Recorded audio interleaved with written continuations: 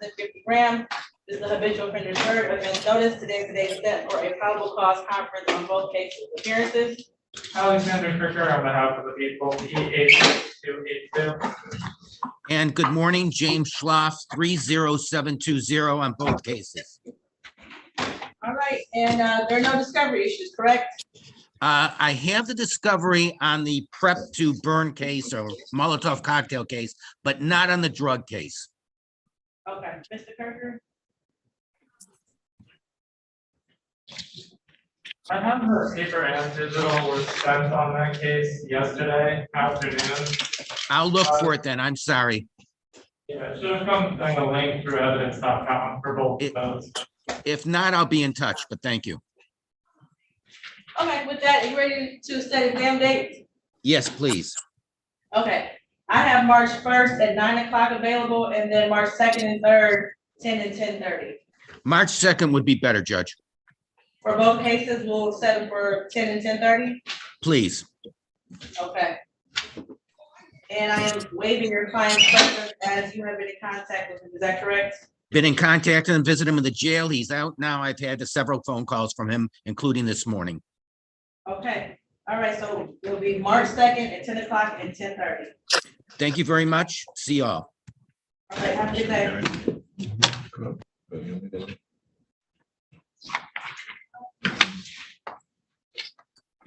So we'll do the 10 o'clock will be the 21 thing. Okay. 10:30, 23.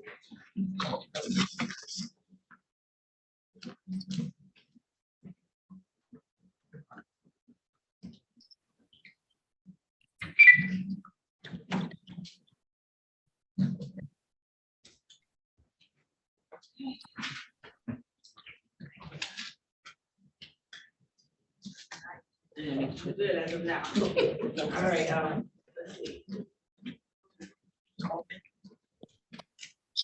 I think Lauren, Anderson. Attorney Anderson, Lauren Anderson. Good morning, Judge. Good morning. And you were here for? Samantha Manson. Yes, ma'am. Ready on the record? We are. Okay, we're on the record as the people of the state of Michigan versus Samantha Manson, case 211019. Ms. Manson is charged with count 1 assault with intent to do great bodily harm less than murder by strangulation. Count 2 assault with dangerous weapons, felonious assault, and count 3 aggravated assault. Today the date set for a probable cause conference appearances. Alexander Kirker on behalf of the people, P86282. And good morning, Your Honor. Neighborhood Defender Service by Lauren Anderson, P85191, on behalf of Samantha Manson, who joins us via Zoom. Ms. Manson, can you state your full name for the record, please? Samantha Lori Manson. Good morning. Good morning. Okay, any discovery issues? Judge, I've received paper discovery, but not any digital discovery. I can check to see if digital discovery exists in this case. Okay, with the information, are you comfortable with setting an exam date? Yes, Your Honor. Okay. So I have March 2nd. Actually, March 3rd as the earliest date available. That's fine. You said that's fine? Yes, Judge, I'm available that day. Okay. So how about 10 o'clock? That's perfect. Okay. Ms. Manson, your preliminary examination is scheduled for March 3rd at 10 o'clock in person at 36th District Court, okay? Yes, ma'am. All right, anything else? Not at this time, Judge. Okay, you all have a good day. Thank you. Ms. Manson Thank will be in you. touch.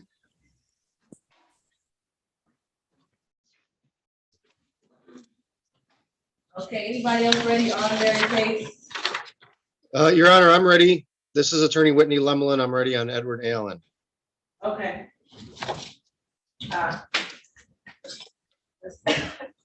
Did you receive a report from your client?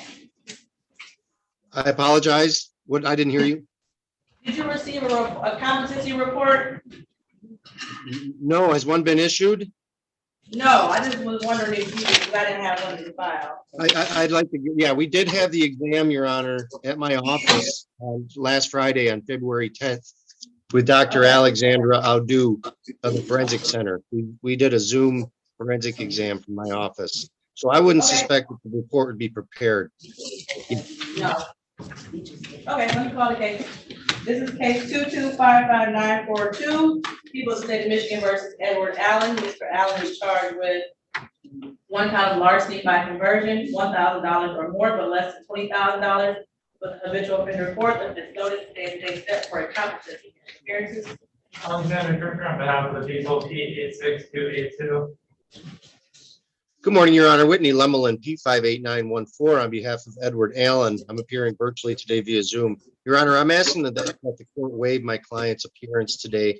I have been in constant contact with him. He just has a very difficult time commanding technology and getting on Zoom. That's for today.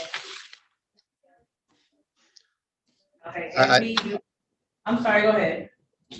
I didn't quite hear what the court said, but I'm assuming that she. I will waive your client's presence, and I was just about to talk about how your client was evaluated on February 10th, correct? Yes, Okay, so it's too soon to have a hearing. We don't have a report yet. Do you want to set this out 30 days? I would like to do that. That was my intent, Your Honor. Okay. Let me get the date here.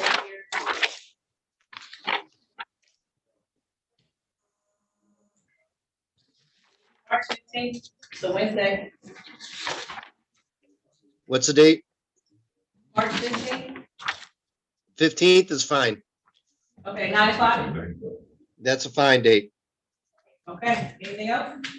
No, Your Honor. I ask the bond be continued. All right, bond is continued. Have a good day. Thank you, everybody. Have a good day. Thank you. Attorney Anderson, good morning. Good morning, Judge. Good to hear your voice. Yes, it's been a while. How you doing? Yes, it has. Doing well.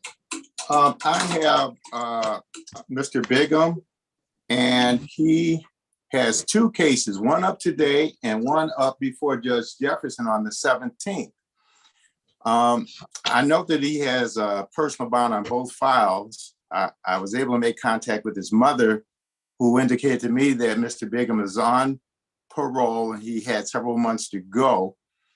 And I suspected there might be a parole hold of sorts on him because she says that he tried to make contact with her once and the call didn't go through. I called the jail. He's not in the jail. And I haven't had the opportunity to check to see perhaps maybe he was snatched up and is in prison somewhere.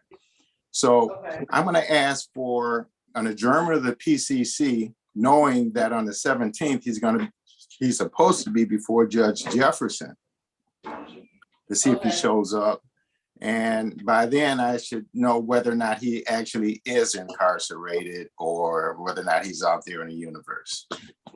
Okay, so how about the 23rd? Judge, you're gonna call the case. February 23rd. Yeah. One moment. So none of that is on there. That's good. Okay, let me call the case. Thank you. Case number 2260806, the People of the State of Michigan versus Alberto E.M. Bingham. Mr. Bingham is charged with one count of motor vehicle unlawful driving away with an habitual offender report, the offense notice. Appearances. Alexander Kirker on behalf of the people, Good morning, James Anderson appearing on behalf of Alexander Bigham. I'm asking for an adjournment of this matter to the 23rd. I do have discovery. Okay, I will take the adjournment, so how about 9 o'clock? 9 o'clock is fine, thank you. Anything else? That is all. All right, have a good one. Thanks. You as well. Thank you. Bye now.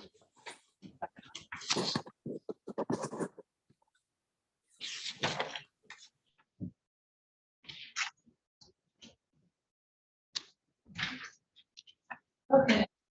Attorney Schlau, you're back. What's going on? I am. Mr. Goodnow asked me to address, oh, there he is, his tether restrictions. Okay. So People of the State of Michigan versus Jacob Levi Goodnow on 2355471 and also 2160055. Appearances. Alexander Kirker on behalf of the people, P86282. And good morning, James Schloff on behalf of Mr. Gudno, who is appearing on Zoom as well.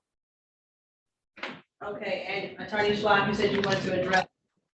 His tether conditions, yes. He tells me that he's on full restriction, house arrest, and he wishes to go to work and would ask the court to allow him to do so. And Mr. Goodell, can you please unmute your device and state your name for the record? Jacob Goodnow. Okay, Attorney Schlaf, I'll ask through you, does he have employment that he can provide information about in the time in which he will be working? He reports to me, yes, but I would ask the court to allow him to show his tether agent that he has a proof of that and allow him to have those restrictions lifted. Okay, Mr. Goodell, where do you work? I'm self-employed. Okay, doing what? I work for a construction company, but I'm a tradesman, but I have a job, but I'm self-employed at the moment. It's hard to explain. Can you get any proof from the employer that you're doing work for them? Yes, I can get proof that who I'm working for at the moment, yeah. Okay, so there'll still be a curfew if I hear from the prosecutor, of course, but if I Yes, I there's still understand. a curfew, so I need to understand your hours or what type of, this is I'm on day full work. restriction. What are your hours? By 9 to 5. Very good. All right, Mr. Kirker. The second case, I believe, involves neighbors, and so that if any restrictions were lifted, then it'd be very strict, and then it would just work. And that would be case 2355471. Yes. All right, let's see here. So the current bond is $5,000 personal, no contact with victim directly or indirectly with house arrest and tethered to your mother's home. Okay, so I will adjust your order to the tether department that you are only to leave the house once you provide accurate information about your employment with the hours from 8 to 6, 8 a.m. to 6 p.m. Other than that, you need to be back at the house. And then continue the no contact indirectly or directly with the complaining witness. Okay, you understand that? Yes, I do. Thank you. Okay, so once you provide information to the teller unit, then you'll be released. But until then, I'm gonna put on the order to not take the tether, or not take the tether off, but to adjust the tether restrictions. Thank you. Thank you very much. Mr. Goodnow, I'll call you later. All right, thank you.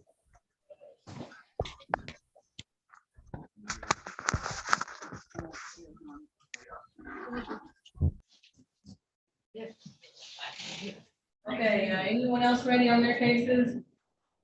Judge, good morning. I'm looking for my client, Mr. Coleman. I don't know if he's zoomed in yet. Is there a Mr. Coleman in the Zoom room? Thank you, Judge, and good morning.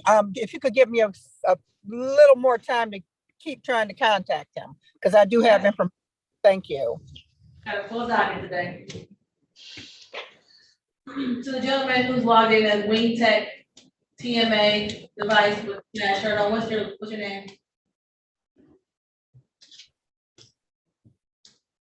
To the gentleman who just put the phone down, who logged in with the flash shirt on, what is your name? Gerald Thomas. Good morning, Your Honor. I'm here on Mr. Thomas's case. I had emailed the court and Mr. Kirker on behalf of Mr. Riggins this morning. On behalf of who? Attorney of record Ken Riggins. Okay, give me one moment to read it.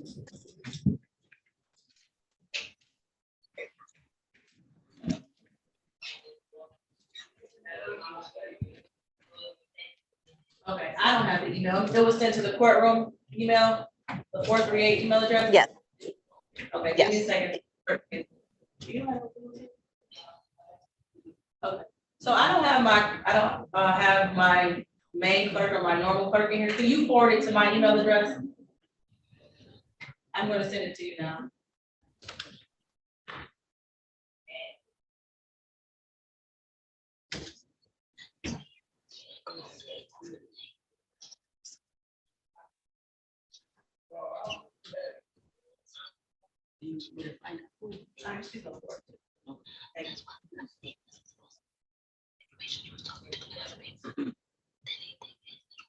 John Jackson.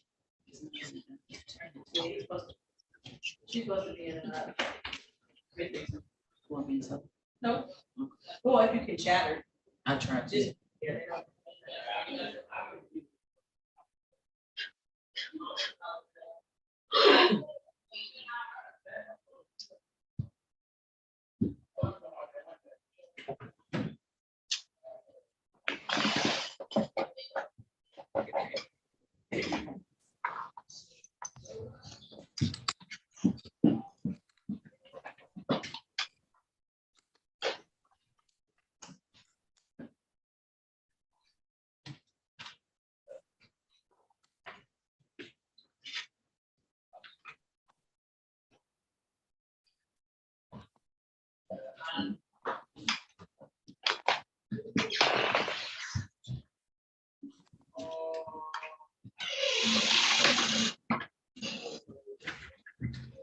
Okay, I received it, Ms. Quick.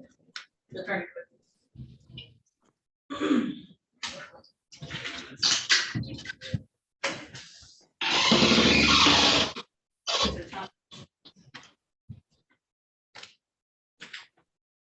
Okay, we're on the record as the people of the state of Michigan versus Darrell Thomas.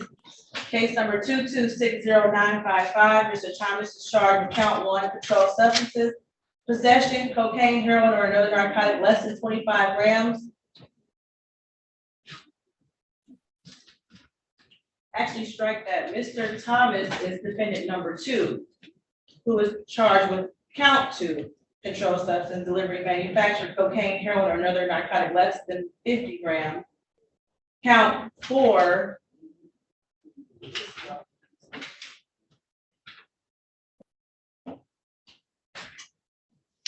information part is cut off here. All right, let's start this over. Darrell Jerome Thomas, count 2, controlled substance, delivery, manufacture, cocaine, heroin, or another narcotic less than 50 grams. Count 3, weapons, firearms, possession by a felon. Count 4, weapons, felony, firearm. Count 5, weapons, felony, firearm. This is a habitual offender 4th offense notice. Today's the date set for a preliminary examination. Appearances. Alexander Quicker on behalf of the people, P86282. Good morning, Your Honor. Neighborhood Defender Service by Cheryl Quick, P83973. I'm standing in for Attorney of Record Ken Riggins. Mr. Riggins is unavailable this morning. He is ill. Okay. Mr. Thomas is also present via Zoom. Mr. Thomas, can you unmute and state your name, please?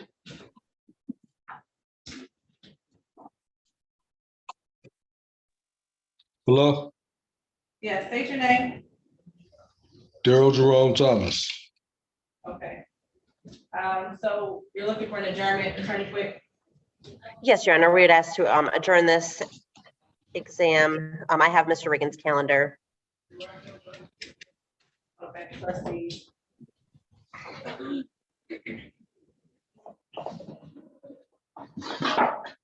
And March 3rd at 10:30. That appears to be a good day, Your Honor. Thank you. Okay. Does that work for the people? It does, Your Honor. Okay. All right, anything else? That's all on behalf of defense, Your Honor. Thank you very much. You're welcome. Mr. Thomas, that'll be in person for your exam on March 3rd, okay? Yes, ma'am. Thank you. All right, have a good day. You too. You can log off, Mr. Thomas. Thank you. Ms. Jackson, Dawn Jackson, Yes, I believe you should be in courtroom 332. Do you have a traffic matter? yes. Okay. Do you need the Zoom information? please. I just put on the screen so you can see it, pop up in a second. There it is. At the bottom in red. Okay, thank you. You're welcome. Yeah.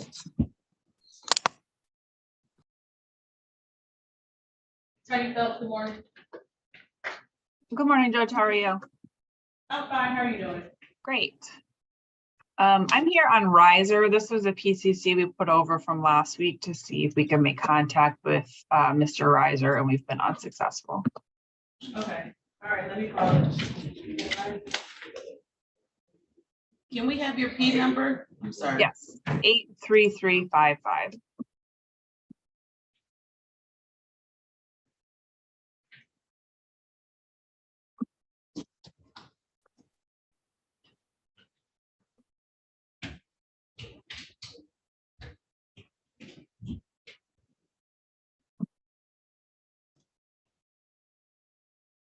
Okay.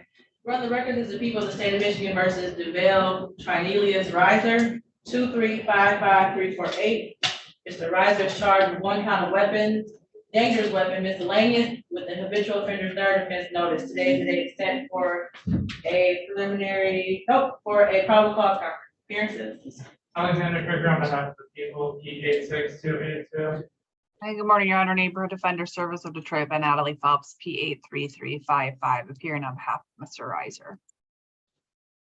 Okay, and Attorney Phelps, last time you mentioned that you were trying or were going to do your best to try to find your client. Were you successful? No, Judge. Okay. All right, so let's see, the time is now 9:08. Anything from the people? People would ask that a KPS be issued, Your Honor. Okay, I will issue KPS, it'll be $1,000 personal. Great, thank And you. You're welcome. If you are successful with finding your client, you can just log on with them. Okay, awesome. Thank you so much. You're welcome. Have a good day. You too.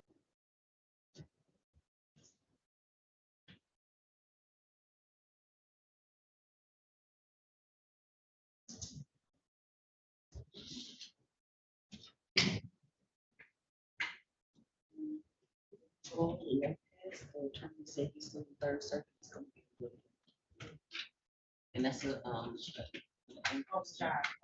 he's a jailer. He's here. What? A jailer? Yeah, yeah. Okay. We have 4 of them that we're gonna have. 4 gentlemen. Do I have Lopez? Lopez. Oh, here you go. Let me guess. Binder. Oh, look what I just did. I'm sorry. Binder. Harrison.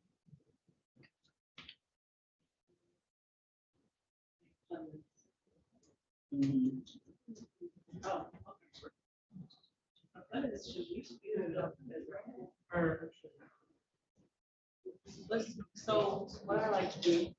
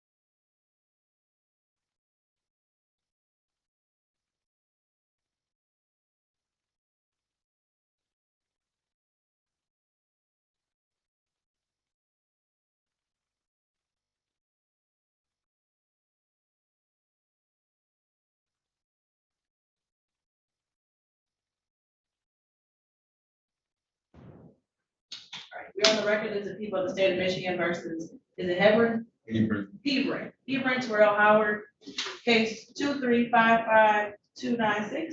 Mr. Howard is charged with 1 count of controlled substance, delivery, manufacture, schedule 4, with a habitual offender for the offense notice. Today set for a preliminary examination appearance. Alexander Kirker on behalf of the people, P862882. And good morning, Your Honor. Madam Clerk, Reporter Jonathan Roberts, P864228, on behalf of Mr. Hebron Howard, who is present today. Mr. Howard, could you please state your name for the court? Hebron Howard. Good morning. Everybody ready to proceed? People are not, Your Honor, the necessary witnesses are not present this time. Based on that, Your Honor, we would move to dismiss without prejudice today. Okay. I see that the people are not ready to proceed. Exam is set for 8:30. Yes, Your Honor. And it's now 9:18, so I will sign an order of dismissal without prejudice. Anything else? Nothing from the defense, Your Honor. Nothing for the people, Your Honor. Wrong.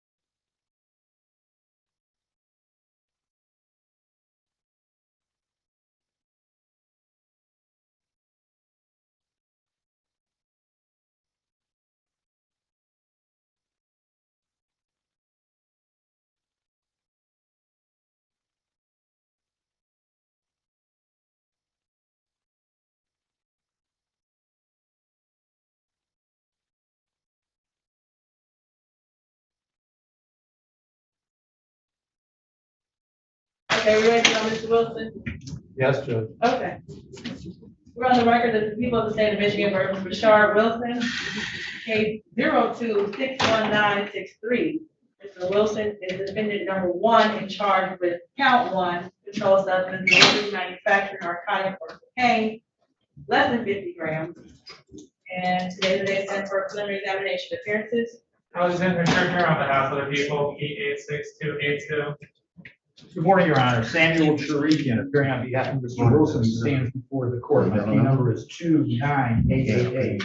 Mr. Wilson, will you state your name for the record, please? Good morning to everybody. Are all parties ready to proceed? Defense is ready, Judge. The people are not, Your Honor. Okay. Move to dismiss without prejudice, Judge. All right, I will dismiss without prejudice. We're not ready to proceed. The time is 9:21 and the exam is set for 8:45. I know what. Thank you, Your Honor. You're welcome. Sit around, sir. I'll give you a copy of that order.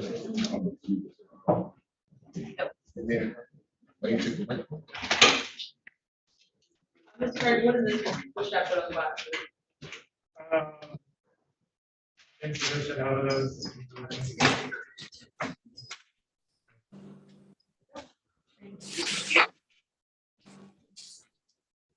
The case from 2002. I saw that. I The officers are probably retired, Judge. Right. I was in high school. Well, there you go. Yeah.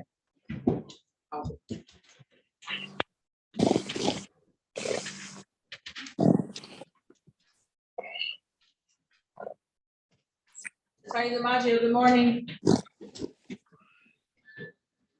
Good morning. How are you doing? I'm fine. How are you? Good. your client logging on today? Well, that's the problem. I was able to contact her father, and she's apparently living on the streets, and we really have no way of getting to her. And he was trying to contact her, but he hadn't as of yet. Okay, let's see here. All right, do you want a week or so to try to contact her? Yeah, if I could get a week, that would be great, Judge. I have a great investigator. I think there's a good chance we'll have her in a week. Okay, let me call the case. This is case 2355140, the people of the state of Michigan versus Tiffany Yvonne Tate. This case is charged with 1 count of stolen property, receiving and concealing a motor vehicle. It is except for probable cause of appearances. Alexander Kircher on behalf of the people, P86282. Andrew DiMaggio, P45619, on behalf of Tiffany Tates. And Attorney DiMaggio, it's my understanding that you're having difficulty finding your client due to her housing instability. That's correct. Okay, so I'm gonna allow for a week. Let's see, today is the 15th. How about the 23rd or 24th? 24th is a good date. Okay, 9 o'clock. 9 sounds great, Judge. All right. All right, thank you. Sorry I'm late. I was in Lansing. I just got in. Sorry. That's fine. We have a pack back in the day. Thank you. Have a good one. You too. You as well and your staff. Okay. You too. He always has a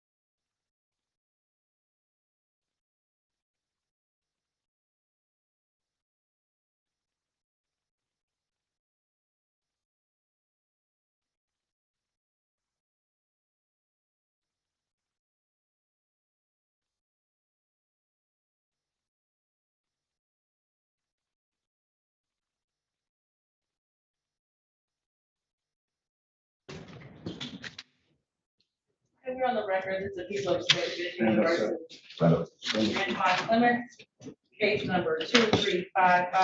Mr. Clement is charged with count 1, robbery armed, count 2, weapons, firearms possession by a felon, count 3, weapons, ammunition possession by a felon, count 4, weapons, felony firearms, second offense. This is the second offense notice.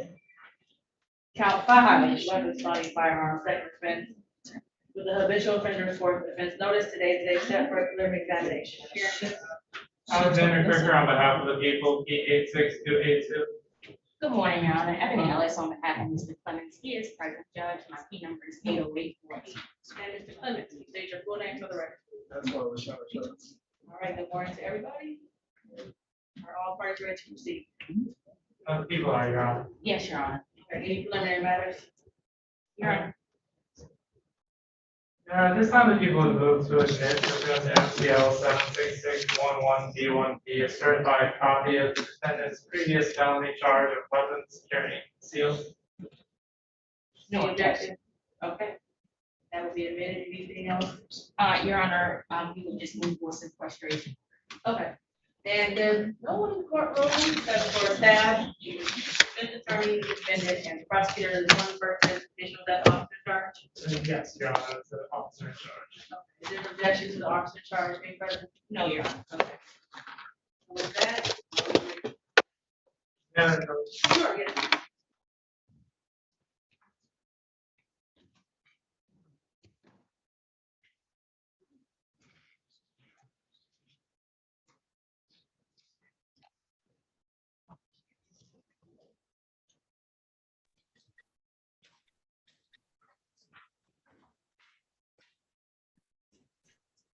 Before you call your first witness, I'm gonna address Ms. Moss. Attorney Moss, we're getting ready to start the exam. Good morning. Good morning. How are you? Fine, how are you? Okay, I had a matter before you last Wednesday at Hannah Sarp, and it was supposed to be having an arraignment today in front of Judge Deborah Thomas, but they indicated that it was never bound over. Oh. All right, let me check with the clerks. Okay, Hannah Sarp? yes. Okay. I'm gonna give you the courtroom phone number so you can talk to them directly, okay? Okay, thank you. It's 965-2406. Okay, thank you so much. You have a good day and happy belated Valentine's Day. Yeah, same to you. Thank you. All right, everyone have a wonderful day. Thank you too. So, yeah, sorry. Okay, you can call your first witness. At this time, the people called Anita Miller.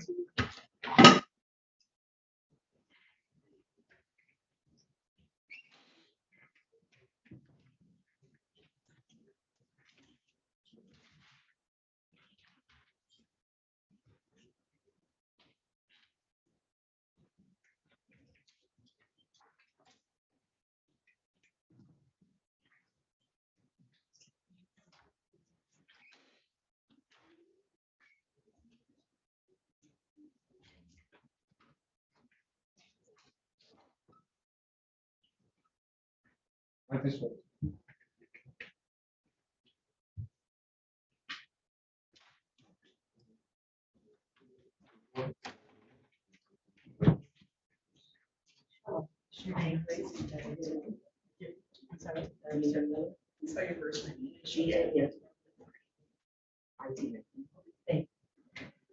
And I swear you raise your right hand. You swear to tell the truth, the whole truth, and nothing but the truth. Okay, have a seat right here and take your time and make sure you speak up in the microphone.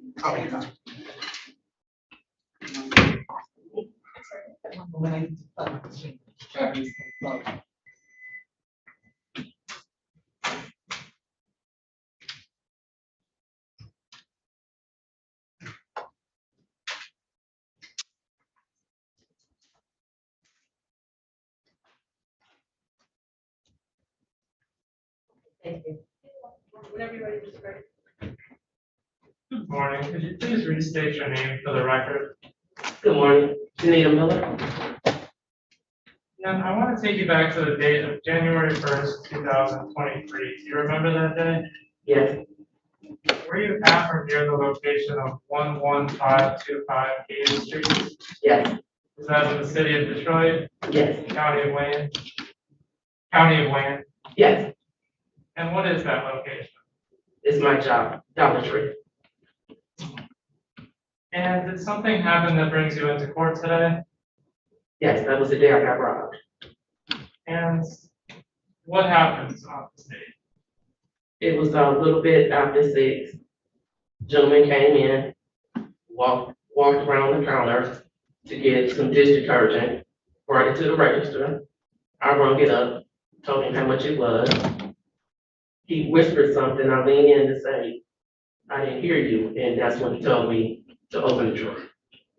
And do you see anybody that you came into contact with on that date in the courtroom today? Yes, Could you please point out that person and identify an article of clothing that they're wearing?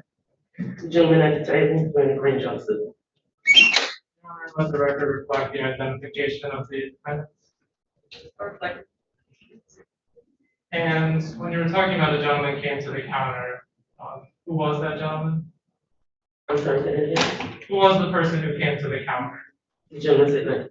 Okay. The defendant? Yes.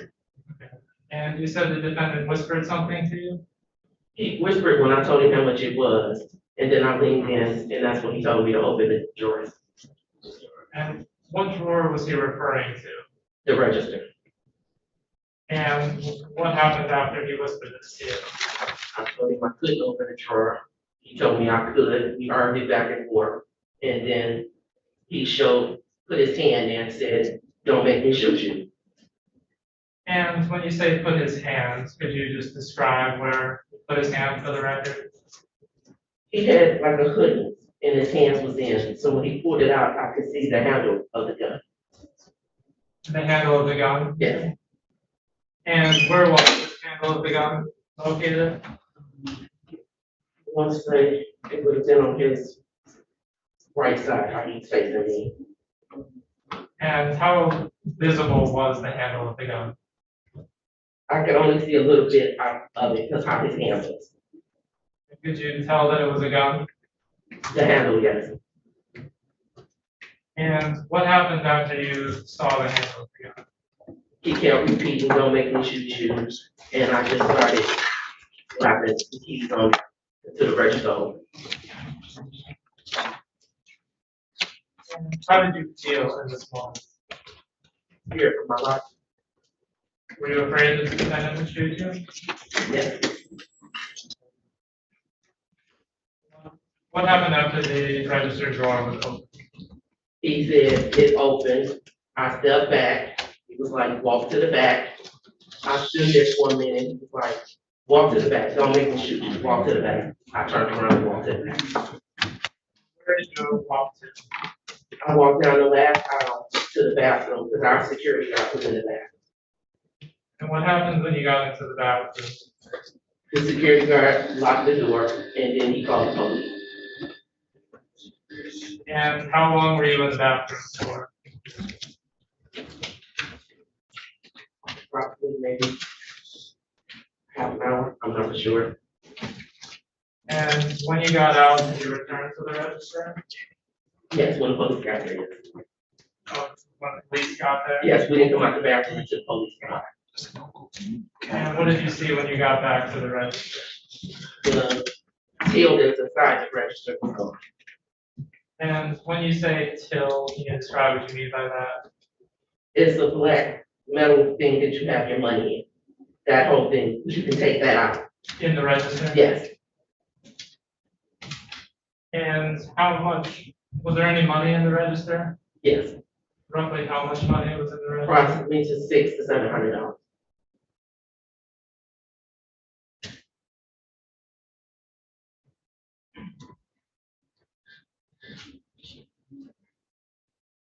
No further questions, Your Honor. Yes, Your Honor.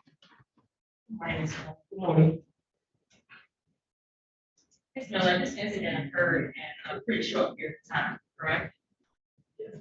In fact, it's fair to say it was probably a matter of seconds. Probably. So it's also fair to say that you didn't have a lot of time to observe the suspect, correct? I wouldn't say that because I was talking to him before he even came to the register. The gentleman who robbed the store was wearing a mask, correct?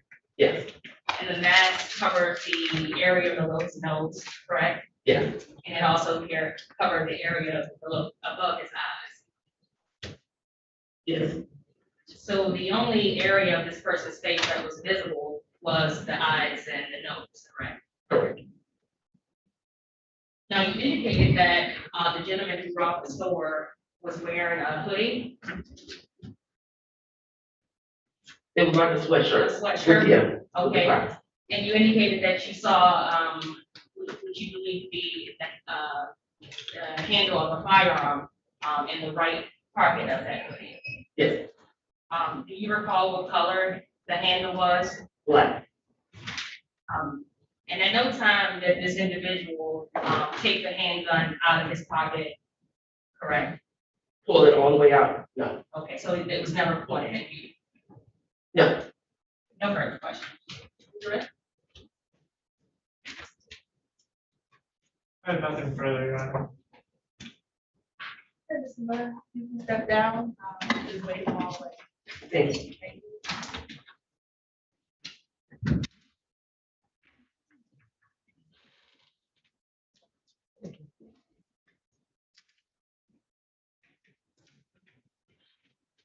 Any additional witnesses for people?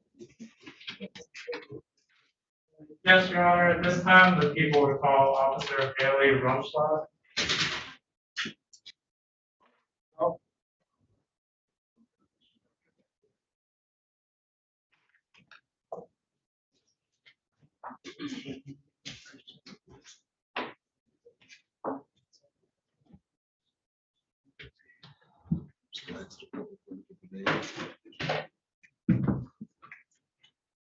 Your name, please.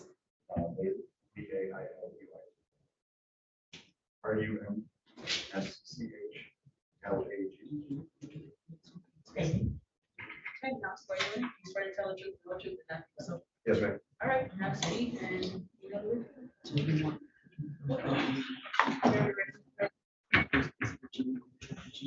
Good morning, would you please restate your name for the record? Bailey Rumschlag? And are you currently employed? Yes, Where are you currently employed? the Detroit Police Department. And in what capacity are you employed? I'm a police officer, And how long have you been employed as a police officer? going on 6 years. And were you employed as a police officer on January 21st, 2023? Yes, Did you in fact work on that date? yes, I did. Were you by yourself or with a partner? I was with partner, And what's your partner's name? Officer Sweaty. I'm sorry, so. SWEPPY. ETPY. 2 B's. And were you on foot patrol or in a scout car? We're in a Blue Scout. And did your duties as a police officer take you to at or near the intersection of Stevens and Stewart Street? Yes, Is that in the city of Detroit? yes, it is. County No, of I'm Miami? sorry, no, it's not. No, it's not. And what brought you to that area? We had units conducting surveillance in connection with multiple armed robberies that occurred at dollar stores. And what happened when you made this area? Here read my report for my details. Sorry. Would reviewing your report refresh your recollection? Yes.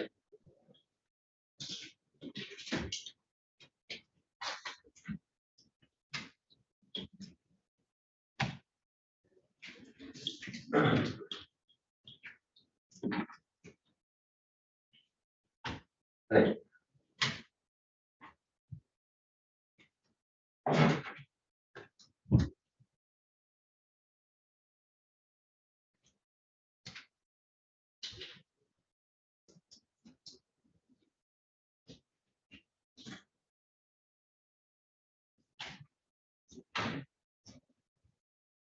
Okay, thank you.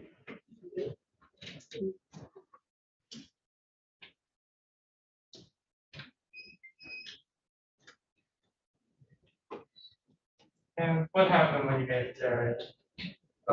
Undercover units advised us that our suspect, Mr. Clemens, was driving a white Chrysler 200, seen at the liquor store near Columbus and Stevens. They advised us to make that location and conduct a traffic stop on the vehicle. And what was Mr. Clemens a suspect in? Armed robbery. And were you able to locate that vehicle? Yes. Did you conduct the traffic stop? Yes, I did. And what was that traffic stop? Window. Is that a infraction? It's a civil infraction, distinguishing. And what happens when you conducted this traffic stop? Maybe vehicle with we conducted a traffic stop via overhead lights and a siren. Approached the vehicle, confirmed that the driver of the vehicle was Mr. Clemens. And how did you confirm that the driver was Mr. Clemens? Initially, it was either verbally or ID. I don't remember. I wasn't on his side of the car, so. And Mr. Clemens was the driver of the vehicle? Correct. And do you see anybody that in the courtroom today that you came in contact with on that date? Yes. Did you point out that individual and identify an article of clothing that they were wearing? Mr. Clemens is seated next to the fence, wearing a green jumper. Your Honor, let the record reflect the identification of the defendant. So reflected. And what happened after you made contact with the defendant?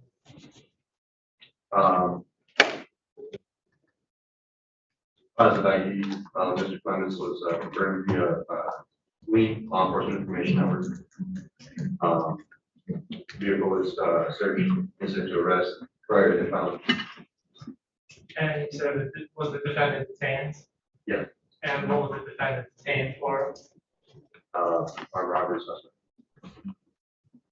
And what was, you said the search was conducted incident to the arrest? Yes. And what was recovered during the search? There was a handgun recovered out of the trunk. Can you describe that handgun? And review my report. Would reviewing your report refresh your recollection? Yes.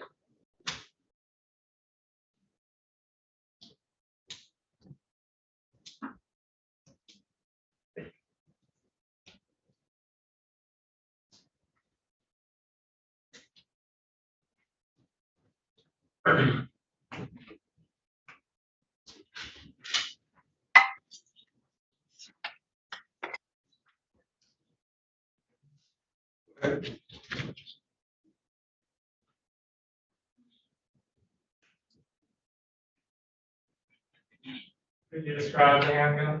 It was a Smith & Wesson M&P 380 caliber easy model.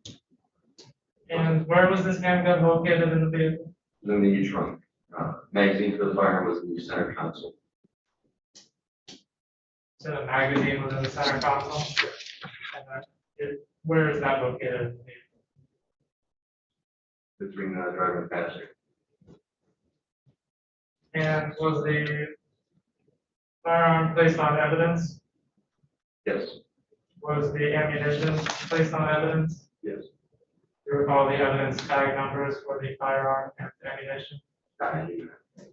Reviewing your report, refresh your recollection? Yes.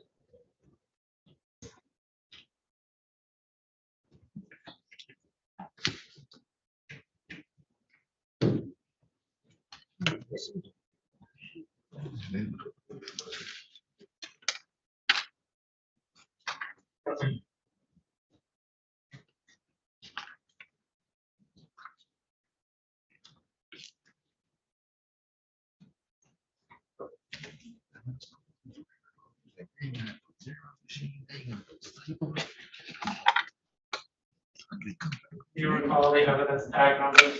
Yes. What are The report number .2 for the magazine, the report number .3 for the firearm.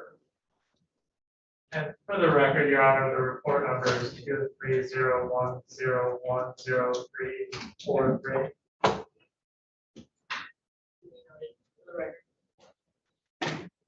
And what color was the firearm that you recovered? Black. And were there any other passengers in the vehicle? Yes. And how many other passengers? There was a female in the front passenger seat. And just to clarify, the defendant was the driver of the vehicle? Correct. No further questions, Your Honor. Ross? Yes, thank you. Good morning, officer. Good morning. Can you restate what your role was during the traffic stop? I was in the passenger seat. Now, during the traffic stop, you indicated that the stop was conducted for illegal window tint, correct? Yes. And you would agree that that's a civil infraction, correct? Correct. Which means it's not an arrestable offense. Correct. And you also indicated that when you stopped the car, how did you go about identifying Mr. Clinton? Like I said, I wasn't on the driver's side of the vehicle, I was the passenger side. So I specifically did not identify him. That was in my partner's role. Initially, at the scout car, right on the computer, that's when I identified. We always use confirmation to avoid false arrest. So essentially, you can't provide us with any information on, Initial contact. no, you can't provide any information on how that officer identified whether or not there was in fact, Mr. Clement. Correct. Now, you indicated during the traffic stop that, a handgun was found, correct? Yes. And you would agree during the traffic stop, Mr. Clement was the driver of the car. Yes. There was also a front seat passenger. Yes. And that, woman's name was Miss, Jennifer Lyles. Sounds right. And the firearm that was found in the truck, she indicated that it was hers, correct? Yes. She also informed you that it was registered to her. Don't recall, but I can review my report. Sure. Thank you.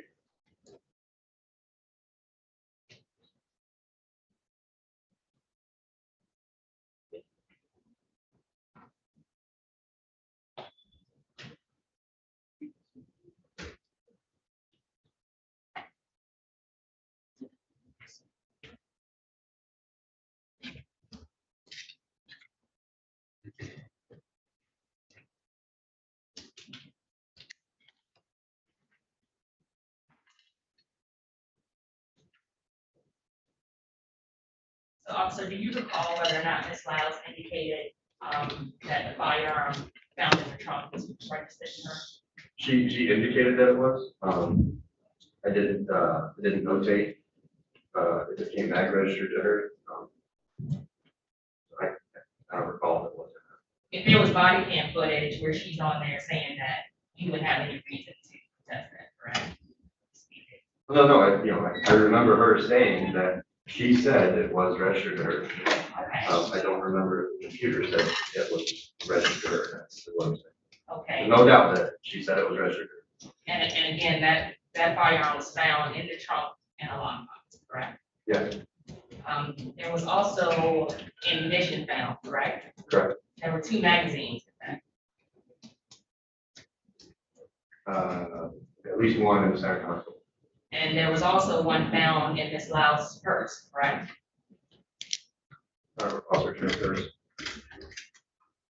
In terms of the magazine that was found in the center console, you don't have any laboratories to show that Mr. Clement's fingerprints are on that magazine, correct?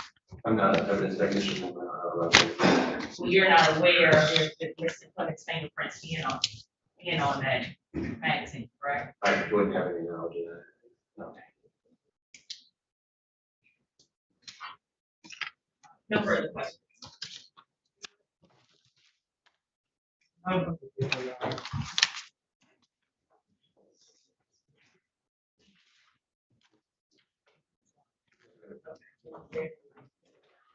Thank you.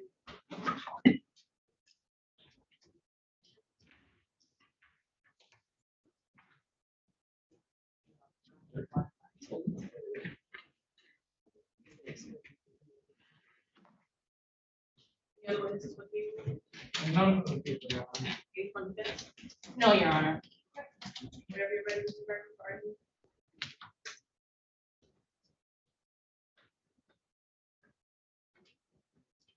Your Honor, at this time, the people would move to bind over on all counts, which would be count 1, robbery armed, count 2, weapons, firearm, possession by a felon, count 3, weapons, ammunition, possession by a felon, and count 4, weapons, felony firearm. And count 5, felony firearm. As we heard from the first witness, she was working as a job entry when the defendants walked into the store. They interacted for a few minutes. He went to buy her Dawn soap, and that's when he told her to open the drawer. He then reached for his waistbands and revealed the handle of a black handgun. He repeatedly told the witness, "Don't make me shoot you, open the drawer." As the witness stated, she felt fear for her life in this moment. He then said, once he saw that the drawer was open, he told her it was open, go to the back, don't make me shoot you again. I'm afraid the witness did end up going to the back to go to the security guard when the police were called. When they got out of the bathroom after the police arrived, they came back to the register and the entire tile of the register was taken out, in which the witness testified there were between $600 and $700 located in that. We then heard from the second witness who received information that there was a suspect in several armed robberies involving Dollar Trees in the area. A traffic stop was initiated of the vehicle that the defendant was driving. In that vehicle, there was ammunition found in the center console within the defendant's reach. There was also a handgun found in the trunk of that vehicle. Both were recovered by the officers, both placed on evidence. The people believe that they met the burden of probable cause and were asked to find this over subjects. Yes, Your Honor. Your Honor, we would object to the bind over in this matter. I do understand that it is a very low threshold here. The people only have to show that there's probable cause to believe that crimes were committed and that Mr. Clements committed that offense. I believe with respect to the armed robbery, felony possession, and those the accompanying felony firearm offenses, I believe that there is an issue of identification here. I believe that Ms. Miller indicated that this is an incident that occurred within a matter of seconds. She indicated that the individual who entered the store was wearing a mask. She was only able to see that person eyes and nose. And in light of that, Judge, I do believe that there is an issue of identification here. With respect to the ammunition that was found in the center console, I believe that it's pretty clear that while Mr. Clements was the driver of that vehicle, he certainly was not the owner of that vehicle. The passenger of the vehicle,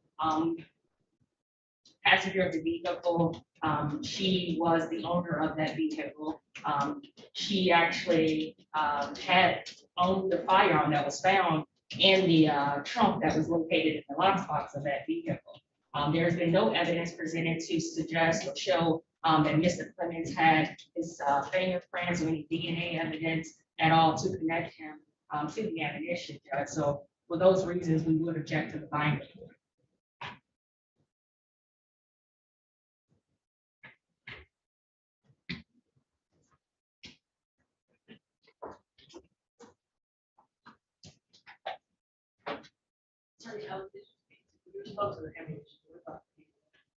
Your Honor, with respect to the handgun, as I stated, Mr. Clements was the driver of the car. The passenger was the owner of the car, and during the traffic encounter, she indicated to officers that the firearm was registered to her.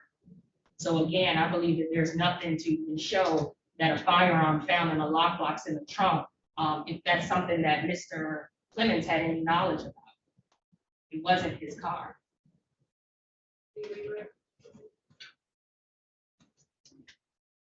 Just simply, Your Honor, that the witness did testify that she was conversing, actually friendly with the defendants prior to him revealing the handle of the firearm and was able to identify him in court today.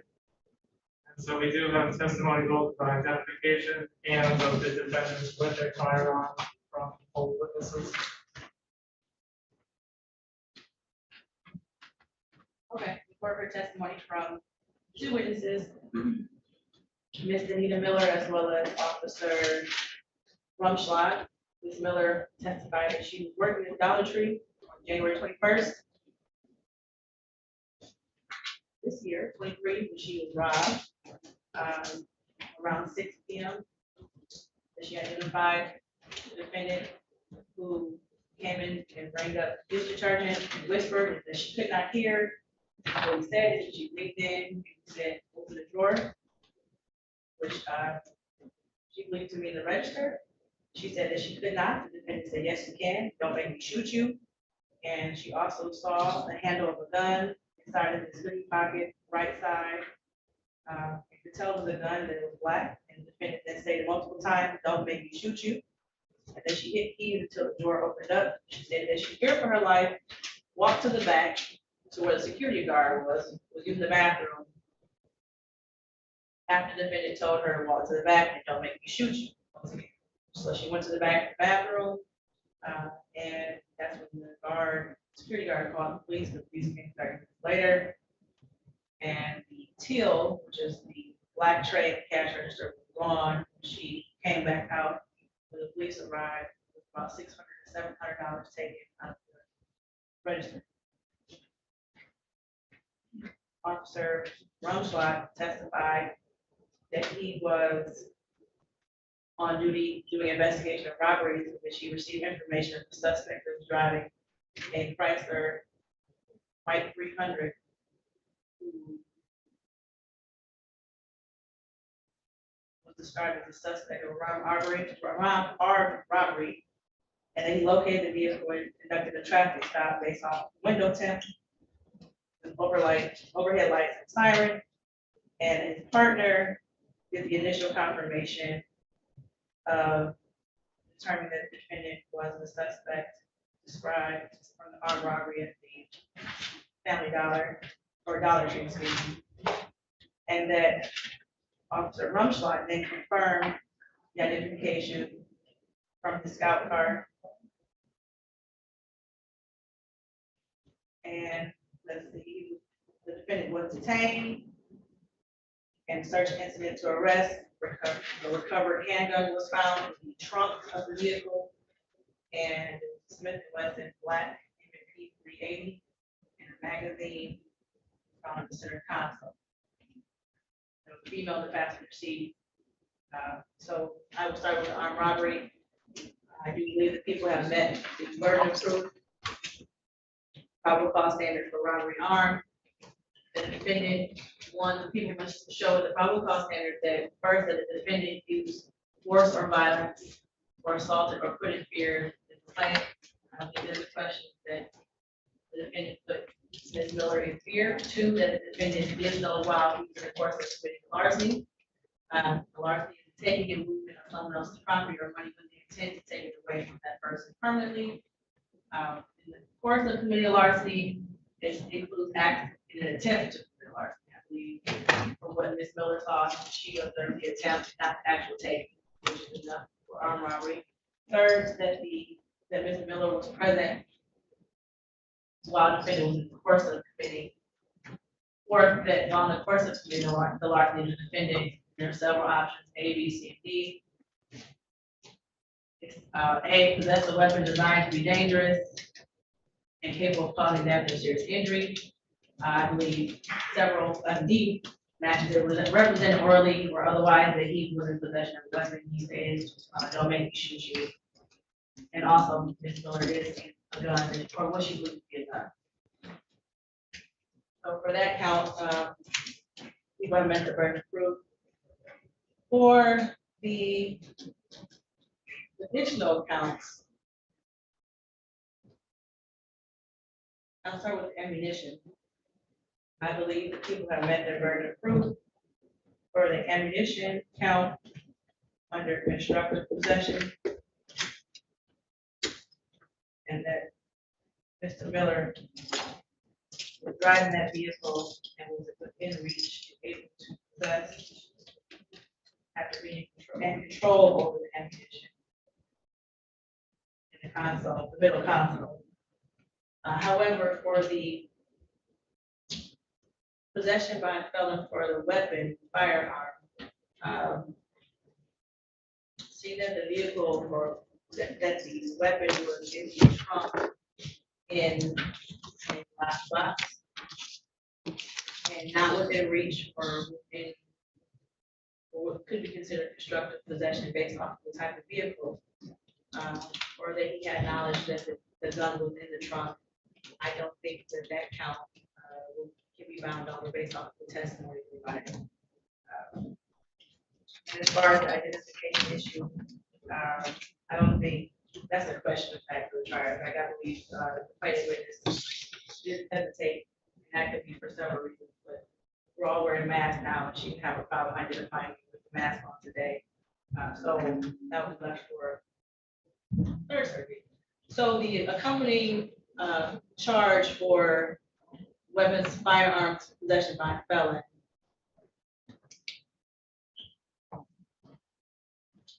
Felony firearm count will also be used. And just, I'm saying that because possession by a felon, the gun that Ms. Miller, or the handle that she described, cannot be confirmed as an actual handgun for it to be possession by a felon. So with that, Mr. Clements will be bound over on 3 counts instead of 5. Counts 1, 3, and 4, or counts 1, 3, and 5, and 2 and 4 will be dismissed without questions. Anything else? I need to give an arraignment on the information. Since you're in custody, Mr. Clemens, you will be bound over for an arraignment on the information of February 22nd at 9 o'clock.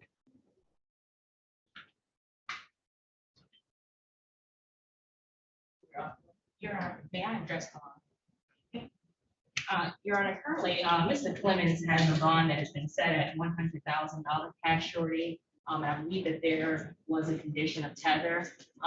Mr. Clemens does not have the resources to possess that bond. So we asked the court to consider reducing bond and or releasing Mr. Clemens on a GPS tether with perhaps 24 lockdown and even some day reporting. He is a lifelong he is a lifelong resident of Detroit. He does have children here. He does have his whole family here. He has no intention to flee the jurisdiction. Prior to his arrest in this case, he was working at Walmart. If he is released, Judge, he will be living with his long-term girlfriend. And will actually be living with his daughter, Ms. Amanda Clemens. And I've had the opportunity to speak with her, and she has indicated that is the case. I'm not aware of him having any instances where he has failed to appear for any court hearings, so I don't believe he is a flight risk. He does have some criminal history, Judge, but it's my understanding that he has not had any trouble with the law in at least about 12 years or so. So we would ask the court to consider reducing bond and or implementing some sort of conditions that would allow Mr. Clemens to fight his case from outside. Mr. Gregory? Given that this case was resolved of that nature and this is a habitual offense, fourth offense notice, we would request that bond remain the same. I have, there was a bond redetermination hearing on January 25th, and I ordered a DSU report. That I feel comfortable with adjusting the bond. I still don't have that DSU report. It should have been produced within a week. So I'm just going to reorder it so that the arraignment date realigned. They can find the rest of it, but I don't feel comfortable with it. Thank you, Your Honor. Anything else? No, Your Honor, thank you. Ms. Clemens.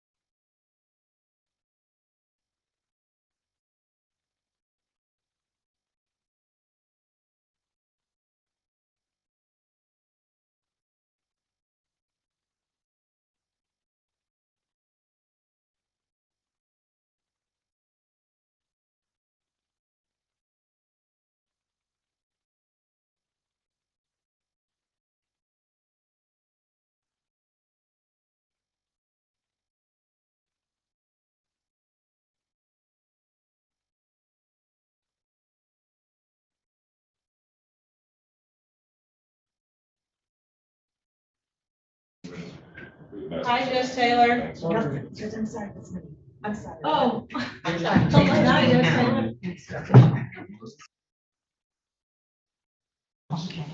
To the person with the iPhone, can you please unmute your device and identify yourself?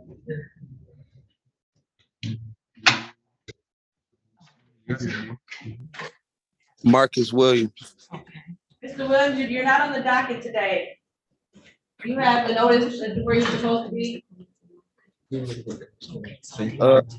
I had a court date for the 15th, but I don't have my court case numbers. You said you had a court date. I didn't hear the last part. I had a court date for today, but I don't have my court case number. What's the nature of your case? I believe it's traffic. Okay, so you're in the wrong courtroom. Can you please provide your birth date so the clerk can look up your name? February 6, 1992. Thank you. Give us a moment.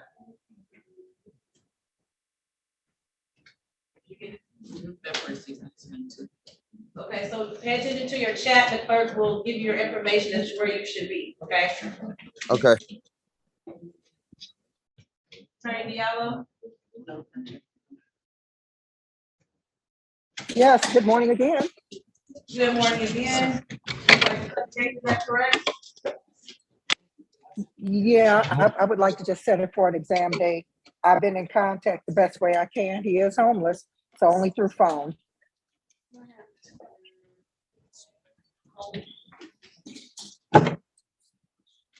Attorney Ellis, I'm changing. It was actually count 2 and 4. 2 and 4. My apologies, No, Judge. I couldn't tell when I was reading it off which was attached to the weapon possession of a firearm. So it's 2 and 4.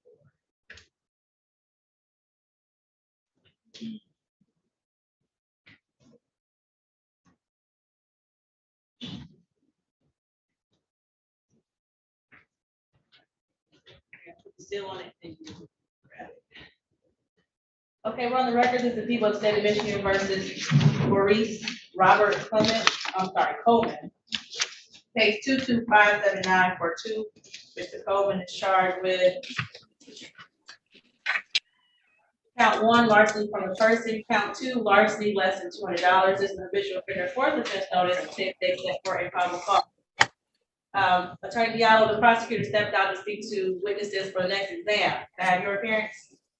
Lillian Diallo, P520360, on behalf of Mr. Coleman, who is not present. Okay, and you said you've been in contact with your client? I have, Judge, through phone. I will waive his presence today. You're just looking for an exam date, correct? That's it. That's all I need. And I do have the paper discovery. It doesn't appear that there's any digital. Okay, how about, I have March 2nd and March 3rd open. No, ma'am. No, I can have March 1st will be my last day here in this before I leave town, and then I'll be back that next week. Okay.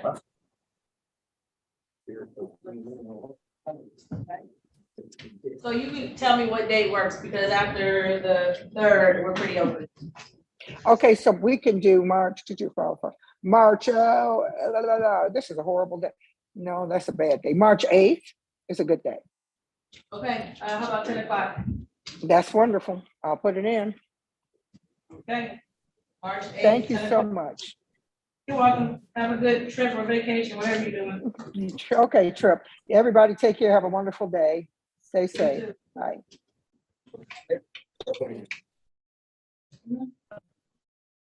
Hey. Hi. Okay.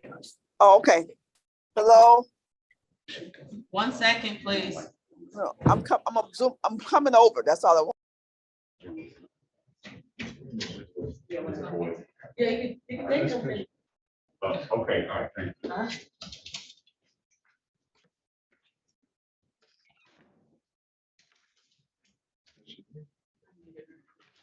She left it.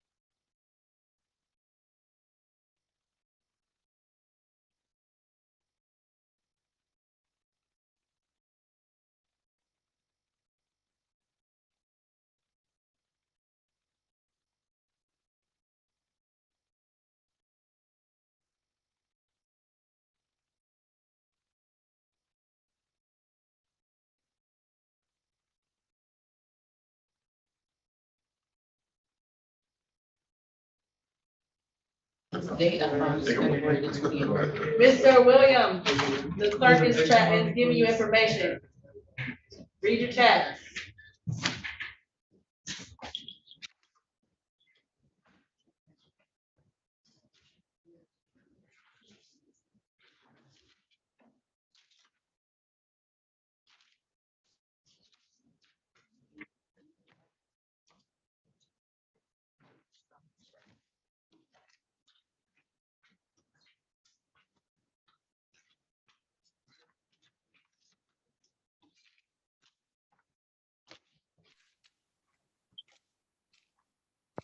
You said, Your court date is not until the 28th. okay. And All so right. I'll just come back to the same Zoom. No, it's in person. In person at 10:30, 36th District Court. All right, yes, ma'am. Thank you. You're welcome. Have a good day. You too. Oh, I see. Yeah.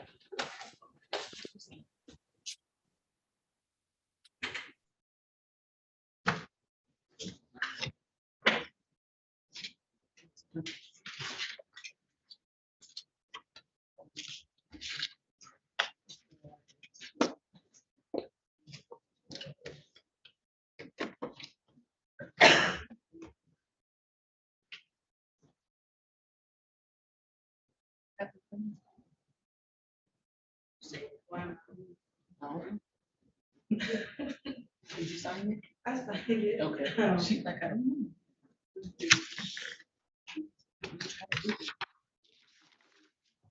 Okay, so I have it on her couch, 1315.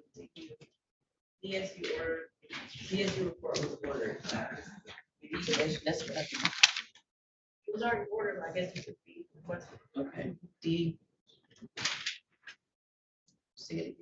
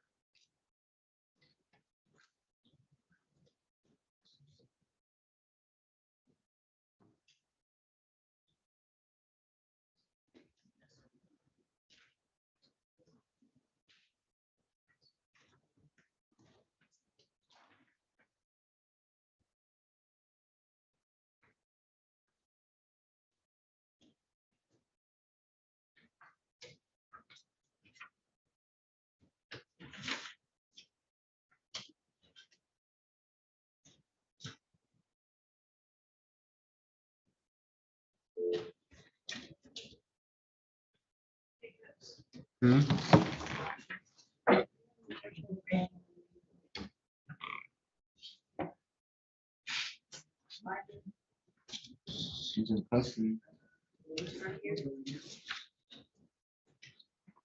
Marcia here? Marcia. Yes.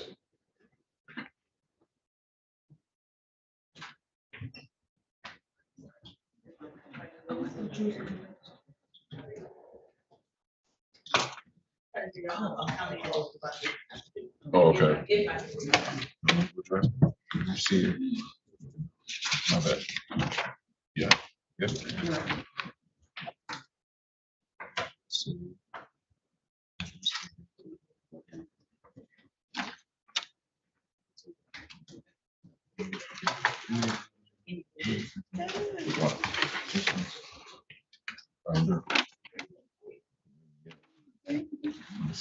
Double check.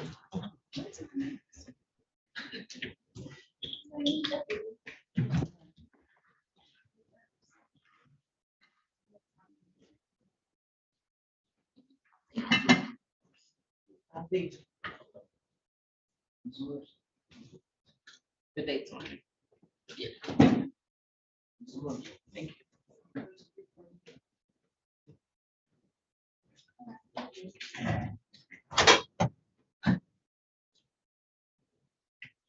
Hey.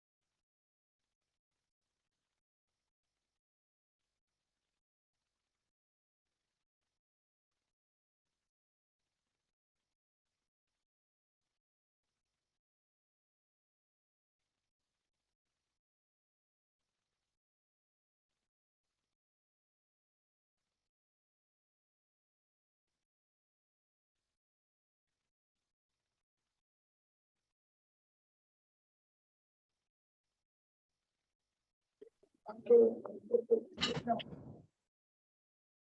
Attorney Jefferson. Hi, how you doing? Fine, I how are am you? okay, and you? I'm here at Frank Murphy. I keep trying to get over. I got RDL Harrison. Yep. Okay, I'm coming. I'm next on the thing. I'm in front of Judge Gillis. Then I'll be right over. It's fine. We're one exam behind. Everything's been running slow. We're waiting on the interpreter for this exam. So we're just sitting here waiting. Okay. Okay, thank you so much. Bye-bye. You're welcome.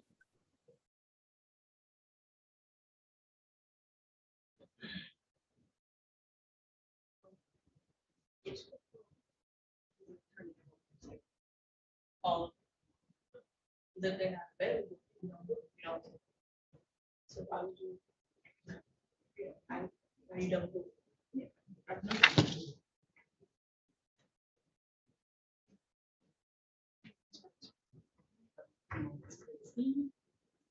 So.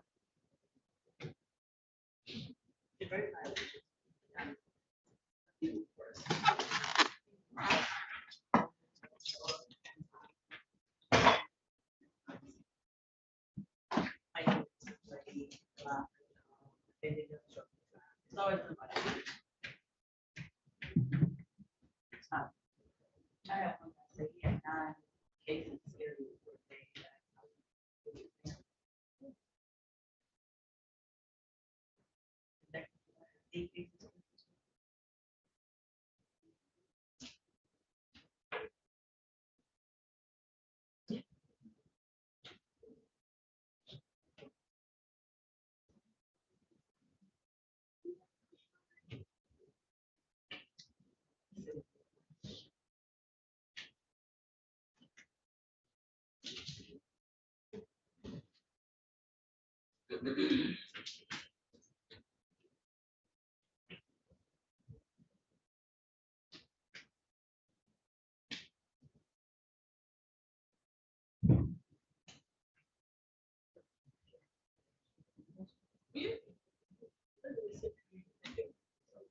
But we're gonna fill out the next.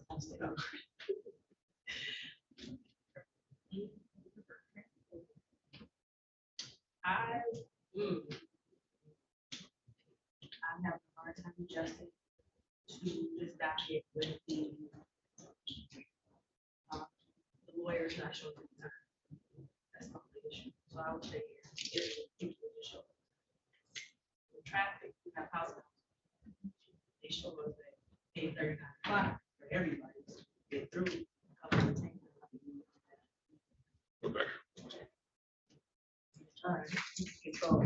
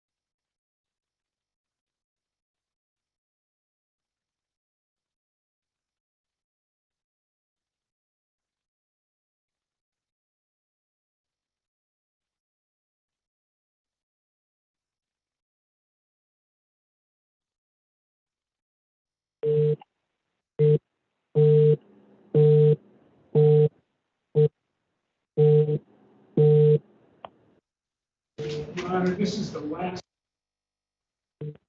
Hello.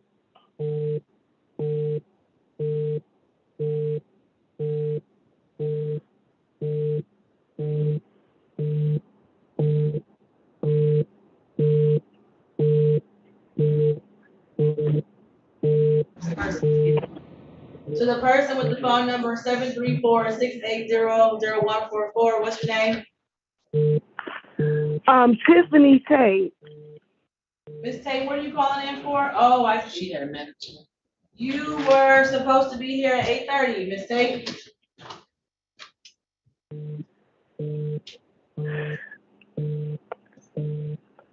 Well, I just got the papers. You just got the papers from where, Miss Tate? My mom gave them to me out of my clothes. Now, why didn't you know that you were supposed to be here at 8:30 for today?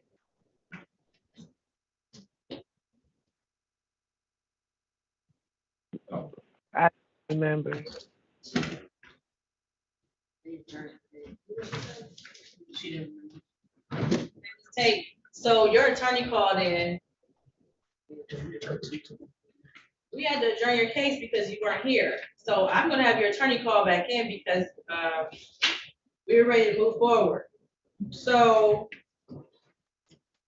stay on the line. We're gonna call your attorney and recall your matter today, okay? Ms. Tate? Okay. Have you talked to your attorney? No.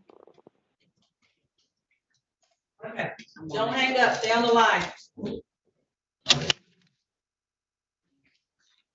Yeah, I need to say yes or no so I can understand that you heard me. Yes. Okay, okay, all right.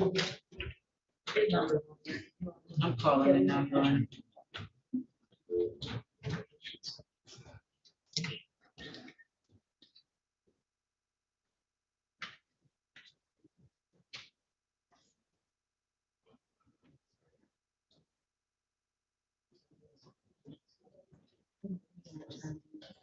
That's news.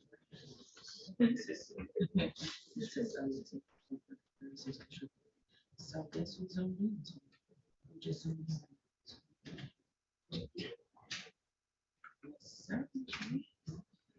And we need you to zoom in with the judge. All right, all right. Okay, all right. I'm gonna call case recording.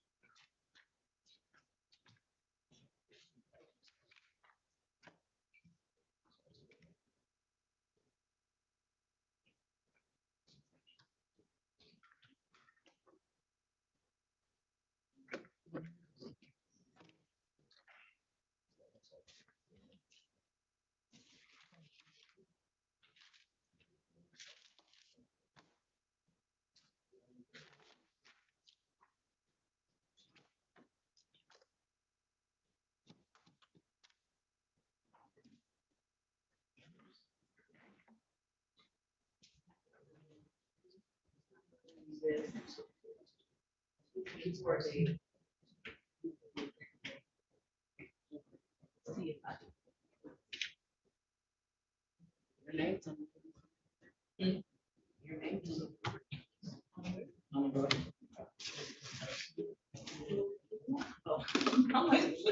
No, it wasn't before. You was like, Yeah, you know, I've never been. I've done always since I started stuff. I haven't been. okay. I never. You're not missing it. No, it's good. I was just saying, but you was like, Yeah, right. I'm like,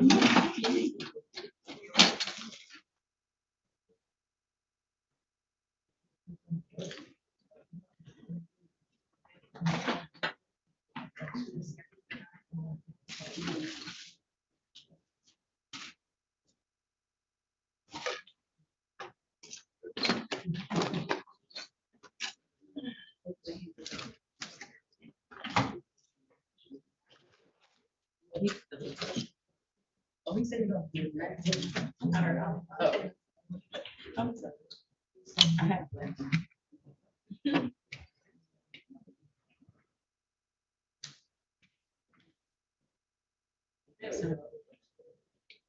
Attorney Devanio, welcome back. Welcome back, Judge. Oh, wait, I'm glad to be back. Your client is on Zoom. Do you want to speak to her at all, or do you want to just discuss a date for an exam? I would like to talk to her if we could, and then discuss the date. Okay, Okay. thanks. All right. Ms. Tate, I'm going to put you into a breakout room with your attorney, okay? Yeah.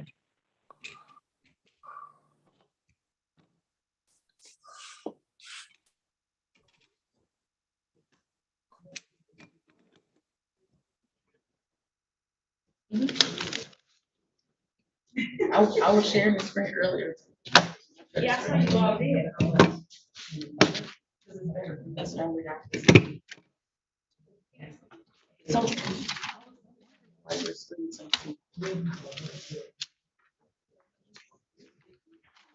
Because I don't like so the other view is like that. I'm like this.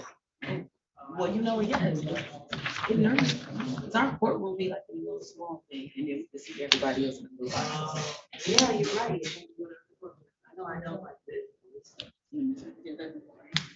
Yeah. Nah, I get it.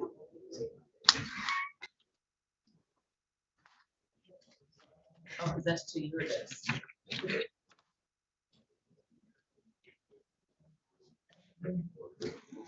So like on here is back to your work.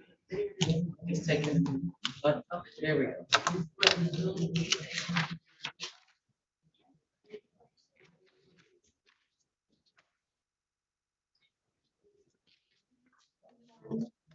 Hi, I'm Mary Scott, this is your first, Your Honor. Good morning. Good morning. Just one moment. Thank you for waiting for me, Your Honor. Yes. I am having an issue with my vehicle. I parked in the street and the app doesn't want to wait. Say an issue with what? With my vehicle. I parked in the street and the app is not working.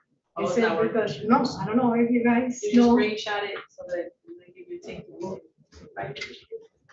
No, you do not. Oh, well, I have no idea why he's doing this shenanigans. I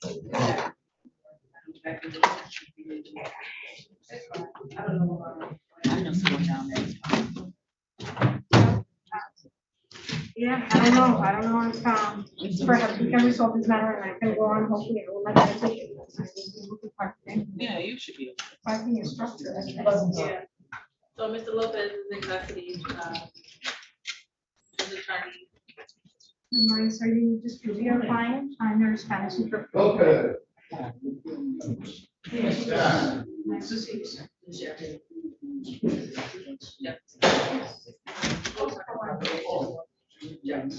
Absolutely.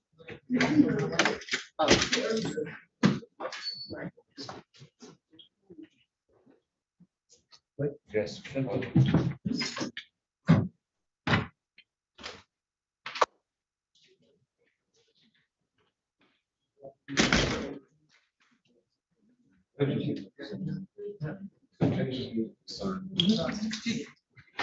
I'll leave the half-day for you.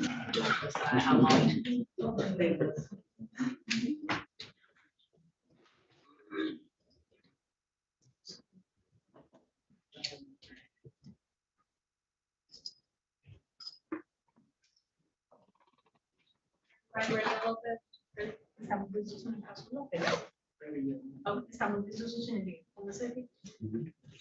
Okay, we're on the record. This is the people of the state of Michigan versus Joe Lopez. Bueno, nos encontramos presentes en el acta. Esto es el estado de Michigan versus el señor Joe López. 2355170. Estamos en el número de caso 2355170. Mr. Lopez is charged with El cargo que tiene el señor López es count 1, attempted assault with intent to rob while armed. Intento de asalto para intentar robar. Count 2, weapons, felony firearm. pneumatic gun. Y el cargo número 2 es el tener un arma de fuego e intentar usarla. Today's date set for preliminary examination appearance. Esta la fecha y la hora para hacer una examinación preliminar, por favor, preséntese para que conste en el acta. Alexander Kirker on behalf of the people, P86282. El señor Herbert está representando al pueblo el número de registro de esos vehículos. May it please this honorable court, William Noakes, P42796, of the Neighborhood Defender Service of Detroit, on behalf of Mr. Joe Lopez, who's present in the courtroom. El señor Nels es el representante del señor Joe, que se encuentra presente en esta corte, el número de registro es P82796. Mr. Lopez, please tell the court your name. Señor López, por favor, indícale a la corte su nombre. Joel López. And Madam Interpreter, can you please put your appearance on the record? Inés Ucros, INES, Ucros, UCROS. I'm sorry. Spanish interpreter. I'm sorry, Madam Interpreter. Would you please repeat it a little bit slower? Yes, ma'am. Inés Ucros, INES, Ucros, UCROS, 5 Spanish interpreter. And I'm going to swear you in. Can you say your last name? Ucros. Ucros? Yes, ma'am. Okay, Ms. Ucros, do you swear to interpret Spanish to English and English to Spanish to the best of your ability? I do. Thank you. Okay, are both parties ready to proceed? Por favor, ambas partes están listos a proceder al inicio. The people are, Your Honor. Ready on behalf of Mr. Joe Lopez. Before we begin, I just want to get Attorney DiMaggio. Mr. Attorney DiMaggio, Yes. Are you okay with setting exam date? Yeah, that'll be fine. So can we just change the PCC date to an exam date of, this is for a different case. For February 24th at 9 o'clock, that'd be an exam versus a PCC? Let me just check 1 second, Judge. Hello. Hello, Tiffany. We're just getting another date for you, okay? It's the date we have for your adjourned PCC. Is it possible to set it later on the 24th? No, that's a good date. I was looking at the wrong date. You said the 24th, right? Yes. Yeah, that's a good date. Okay. Okay. All right. Perfect. Thanks, All Judge. right. Thank You're you. welcome. Ms. Tate, it'll be in person, 36th District Court, February 24th at 9 o'clock a.m., okay? Okay. All right. Thank you. You're welcome. You have a good day. You too. You as well. Okay, back on the record on Mr. Lopez.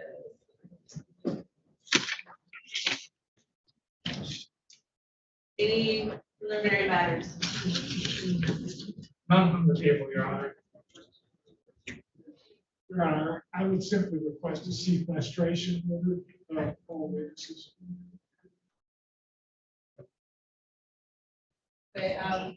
Kirker, are you asking for an exception for OIC? Yes. No, Your Honor. Okay. I'll just say, if anyone in the courtroom who is going to be testifying on this matter, now it's time to leave. I believe we actually don't have anyone in the courtroom other than the OIC, the defendant, other defense counsel in the next case, staff, and prosecutors and attorney. So with that, Mr. Kirk, are you ready to call your first witness, or do you have any other issues?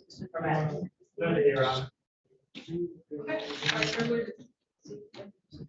At this time, the people call Besnick Iseni.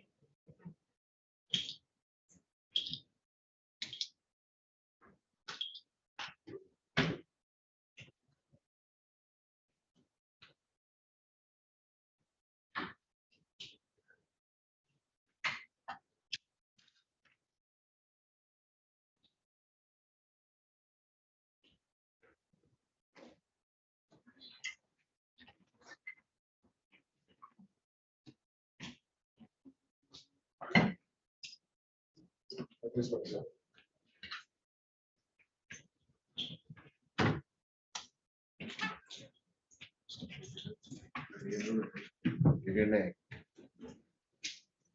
Good morning. What's your name, please? Please spell your first name. Please spell your. Okay, please spell your first name for me. V as in Victor. B as in boy. B. M. N as in Nancy. IK. IK. And your last name? HYSD. N as in Nancy. Yes. Thank you.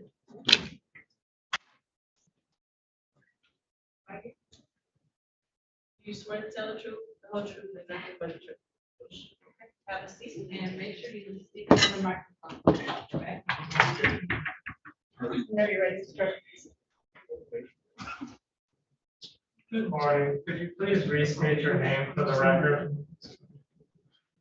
Name? Besnick. And your last name? I seen it. And I want to take you back to the date of January 11th, 2023. Do you remember that day? Yes. Were you at or near the location of 5414 West Verner Highway? Yes. Your Honor, at this point, it's not an objection, but I believe the prosecutor misstated when he said 2023, and he may have meant another date in the past. Could you please speak up, keep your voice elevated? Thank you. Mr. Kirker, you stated January 11th, 2023, correct? Yes, Your Honor. Okay. Mr. Knox, do you have a different date? No, Your Honor, I was thinking that it was a date in late 2022. Okay. All right.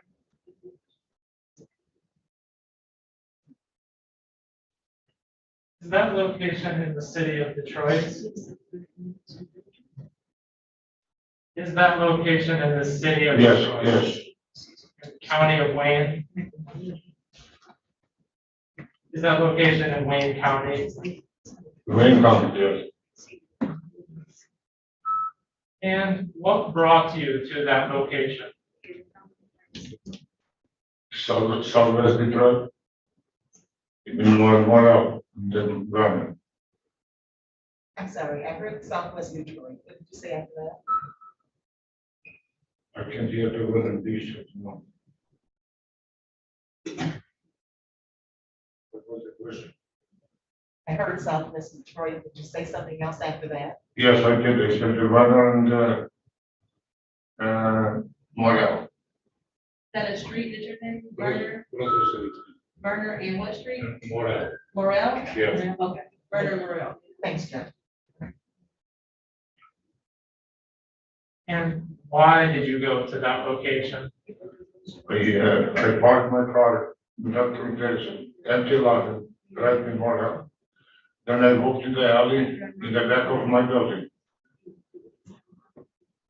And what is that location? What were you doing there? I have a restaurant there. Coney Island. That is your restaurant? Yes. And did something happen while you were walking into this restaurant? When I walked into the restaurant, one guy was coming, approaching to me on the alley. When he got close, about 3-4 feet, he pulled a gun. He told me, "Give me all the money you have." And do you see the person that you came into contact with in the courtroom today? Huh? The person? Oh, I don't see. And this person was about how far away from you? About 3-4 feet. And when you say they pulled a gun on you, can you describe that gun? It was a black gun, short. Okay. And can you give a description of the person that you saw? Can you describe the person that you saw? He had the hood on, he had the blue jacket, black pants. Any description of his face? I didn't have no time to look at it too well. You said no time? Not much time. I was scared too.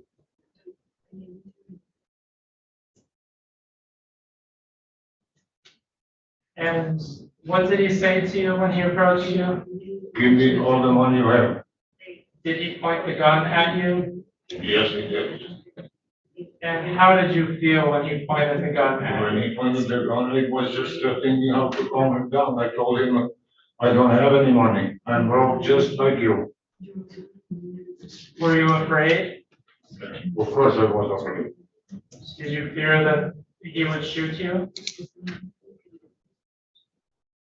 I didn't get that. Were you afraid that he would shoot you? Yes, yes. And what happened after he pointed the gun at you? After he pointed the gun, I told him I don't have any money. I'm broke just like you. I just turned the back on him and walked straight in the building. And what happened after you walked into the building? After I walked into the building, I called 911. And did he come into the restaurant after this? No. And what He did was you, walking on the alley. and what did you do after you called the police? I waited for the police to come. They came very fast. They came about 10 minutes. Sorry, how long after you called the police did they arrive? I think no more than 10 minutes. And did you have an opportunity to talk to the police? Yes. Did you give a description of the person? I gave him description how he looked like, and which way he left. They called him right away. And what was that description of the person that you saw? They told him he had like a blue jacket, black pants, and gun in him.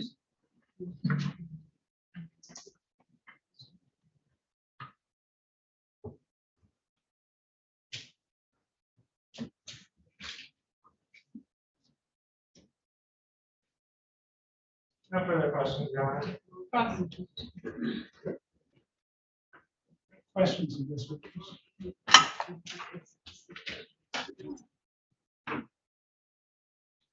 Did I see? Girl said you can step down and wait in the hallway. Take your time. Always. Yep, in the hallway.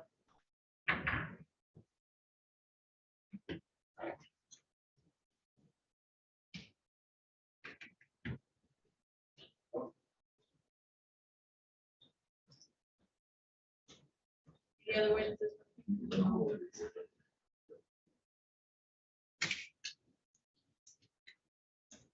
Yes, Your Honor. At this time, the table will call Officer Joseph Waver.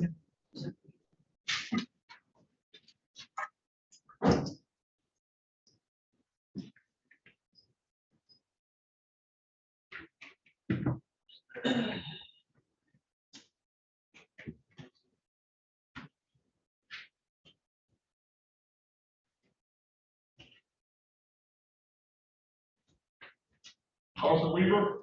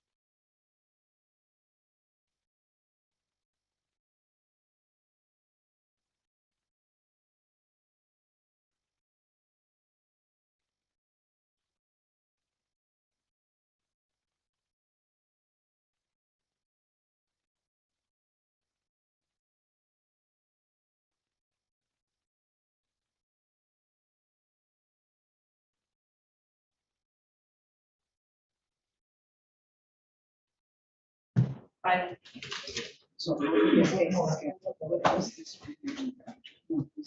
Okay, we're on the record as the people of the state of Michigan versus Ryan Scott Binder, 2355402.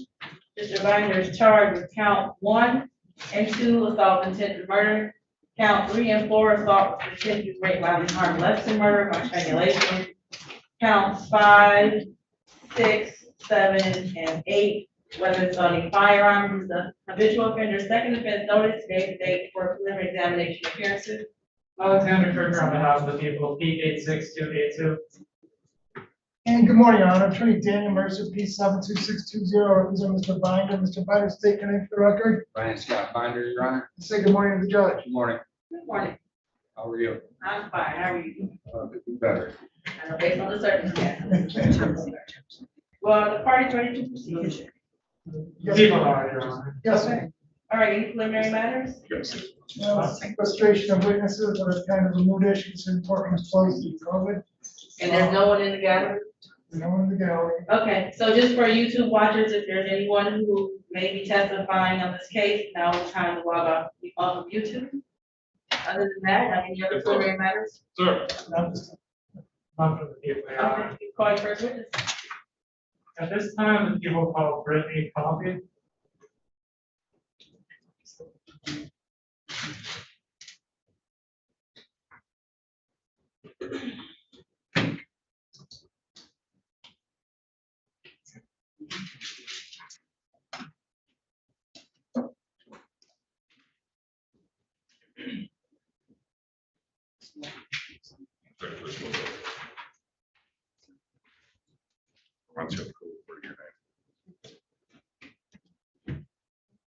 What's your name? Spell your first name. BRITTANY. And your last name? And BRITTANY. Thank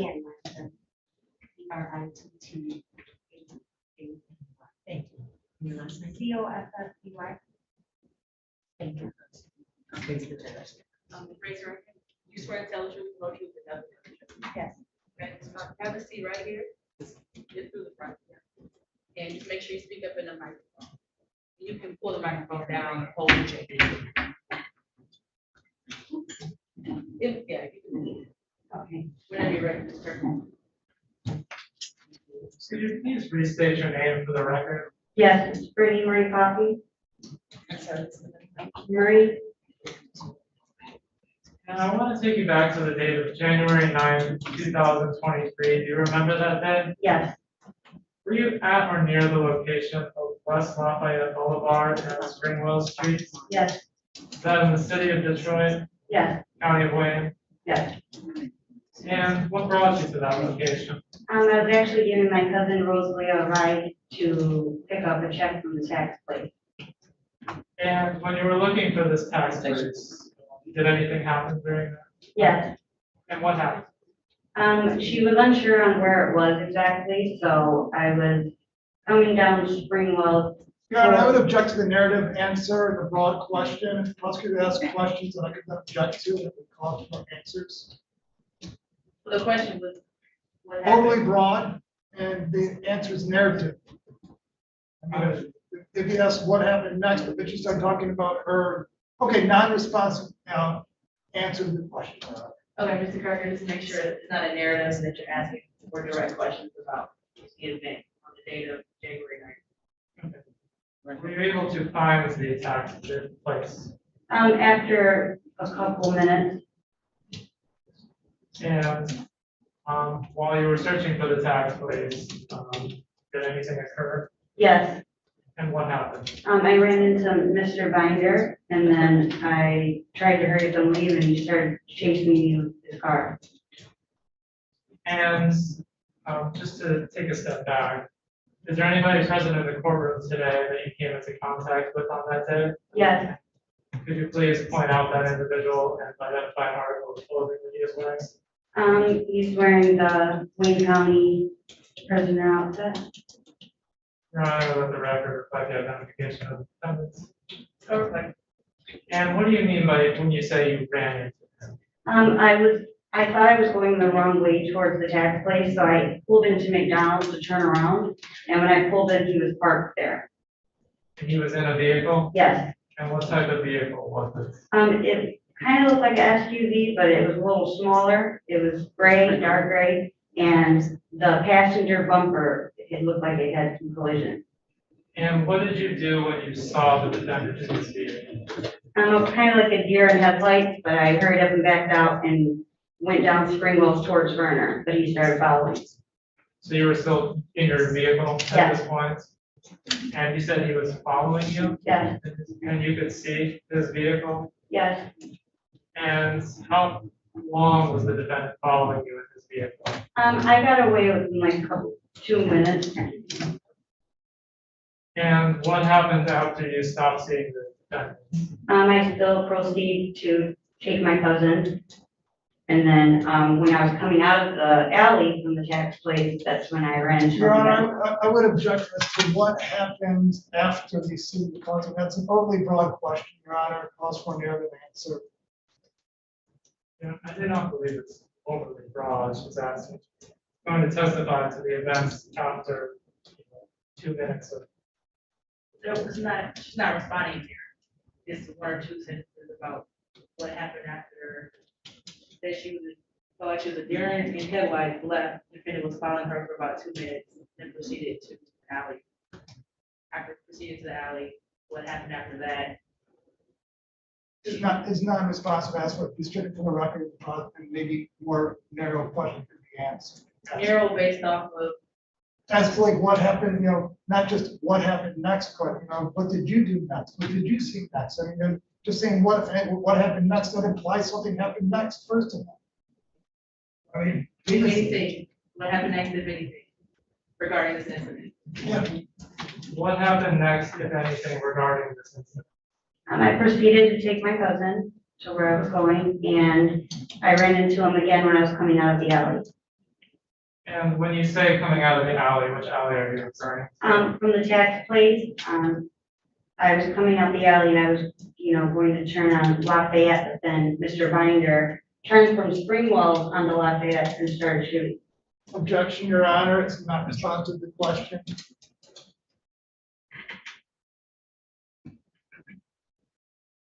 It's responsive. The question was what happened if anything else next? She's saying that the defendant was shooting at her. You should say that you're leaving the alley. She can describe more than one action at a time. She doesn't have to do one each time. If it's, she was in a car taking her cousin to the tax location and the defendant started shooting. That's not a narrative. It's just 2 acts that she's responding to at once. She doesn't have to separate every single act and answer the question. Thank you. Yeah, just to clarify for the record, that the hand was taking you left out of the alley? Yes, I was going to take it a left. And this was on to Lafayette? Yes. And you saw the defendants? Yes. Was the defendant still driving in a vehicle? Yes.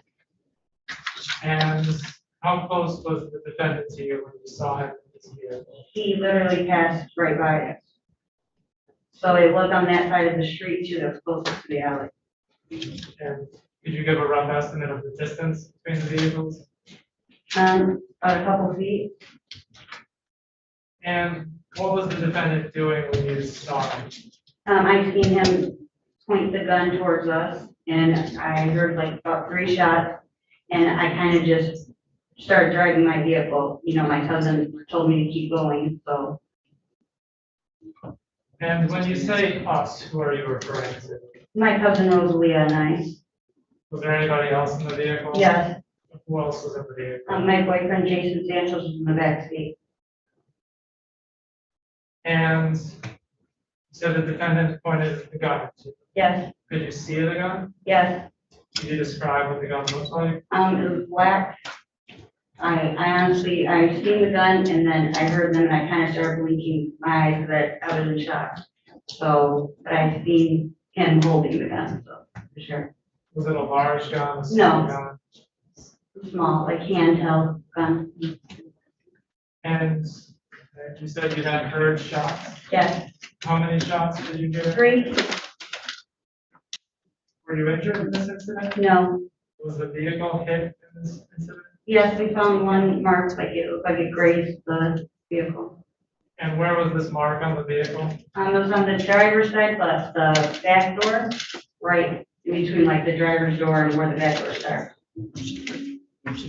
And how fast were you driving when you passed the defendant? Well, I was stopped, but then I just pressed on the gas, so I'm not sure.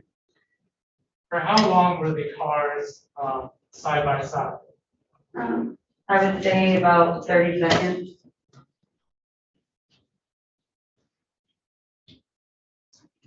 And how did you feel in this moment? I was kind of in shock. Were you afraid? Yes. Did you fear for your life? Yes. Did you think the defendant would shoot you? I didn't think he would until it actually happened. And have you had problems with the defendant in the past? Yes. Could you describe those Your Honor, I problems? would object to the relevance of the matter in front of the court today.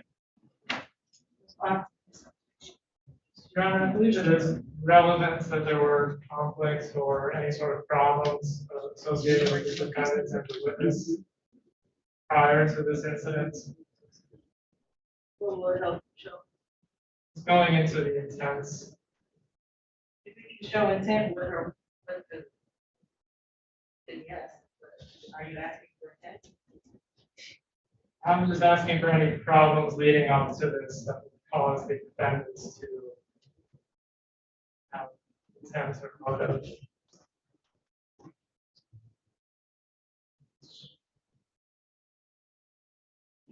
If it goes to word intent or motive, they Then I ask the question, and if it doesn't go into that, it's just stricken. Yeah. Do you have any problems with the defendants prior to this event? Yes. And what were those problems? Harassment, honestly, he kept coming by my house. He broke out windows to my home. He poured Your Honor, I would gasoline. object as to any finding of any breaking of any windows by my client.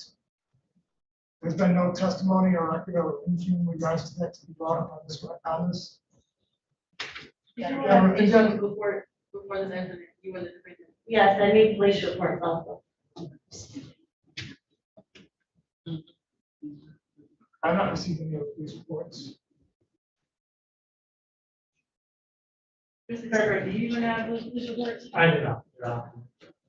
Our testimonies regarding prior incidents, issues with the defendant, and issues testified that happened, and filed police reports, and they go to the motive or intent as to why the defendant is or was engaging as such with someone. I don't know. Thank you. And so could you continue describing the recent problems you have? Yes, with the defendant? also he poured gasoline all over my boyfriend's truck, and he used a 2x4 to break the front window. And I did make the police report on those. And have you had problems with the defendant since this incident? No, And how do you know the defendant? it was my best friend's cousin, And how long have you known the defendant? about 20 years. Has the defendant ever lived with you? He actually was staying with me, prior to the first time he was, in jail for about a month. Stayed with me. No further questions, yeah. Say that he poured gas on your boyfriend's what? His vehicle. And were you present at that time? I was in the house. Did you see him do that? I actually seen him on my front porch. Yeah, but When I looked out the you didn't window. see him pouring gas, did you? No, No, thank you.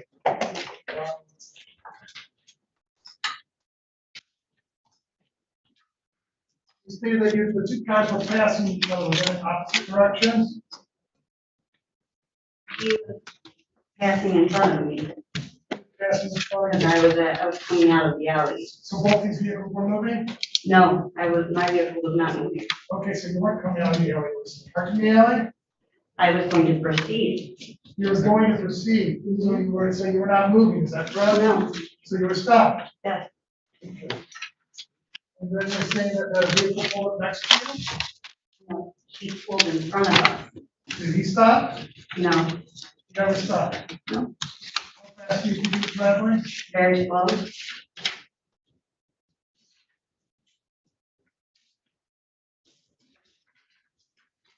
It's about 30 seconds. 30 seconds, 3 shots.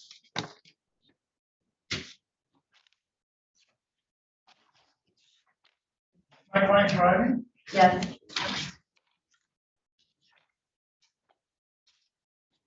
And from when this vehicle was passing by you, was the driver or the passenger side?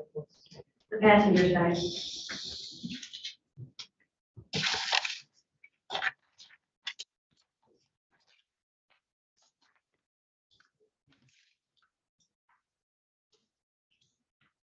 Were you facing head on or were you side by side? Head on. Was the vehicle going from right to left or left to right? In front of you. I'm not sure what you mean. You're sitting and you're facing straight ahead, if you're looking at me, the vehicle was to pass, this would be going from my right to my left. No. Or it would be going from left to my right. Left to right. So passing from left to right in front.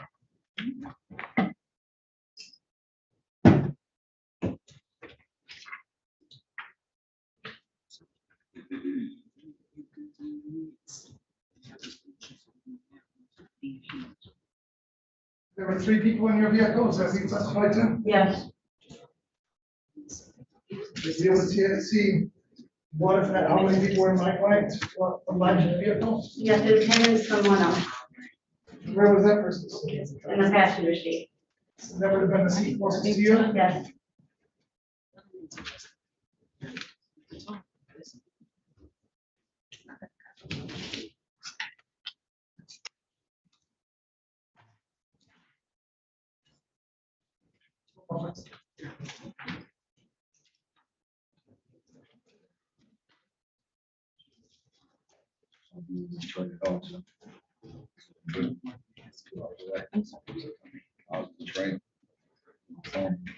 See that location. Excuse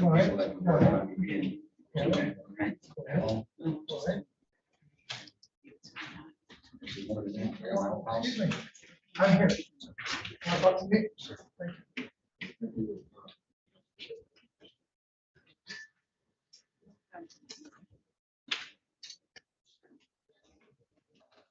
Thank you.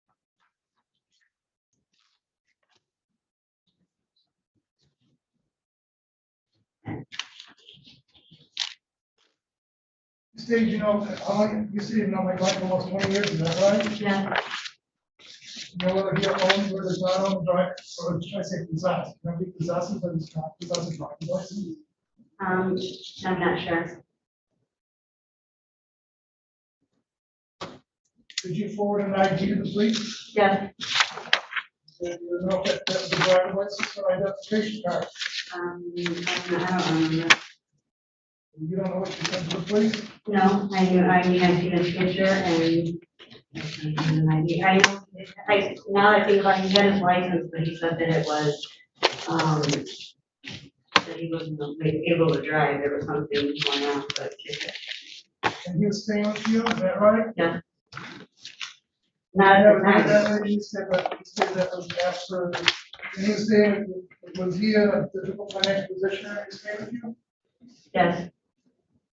Did you own a car when he lived with you? No. To your knowledge, was Michael Ryan own a car? No.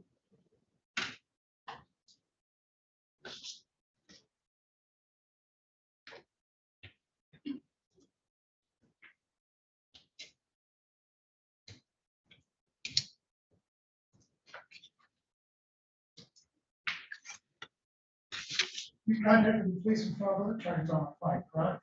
Excuse me? You contacted the police and filed other charges on my client, correct? Yes. That was, talked about pouring gas, that's one, correct? Yes. That's about 2x4, is that right? Yes, that was the same time. You file any other charges? Yes. And when was, and what is that?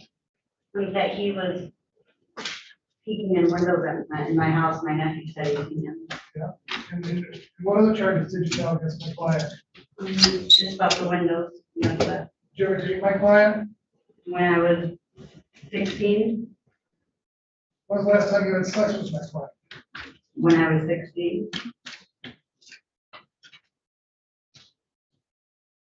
How old are you now? 31.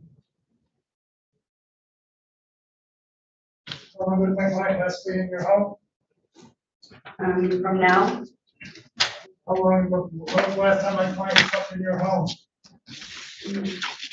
beginning of December maybe, yeah.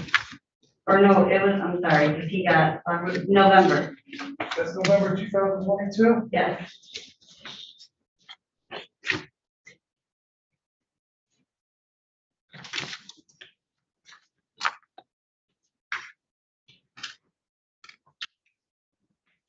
You sleep with my client at that time? No, Or romantic relationship? no, his girlfriend lives with us also.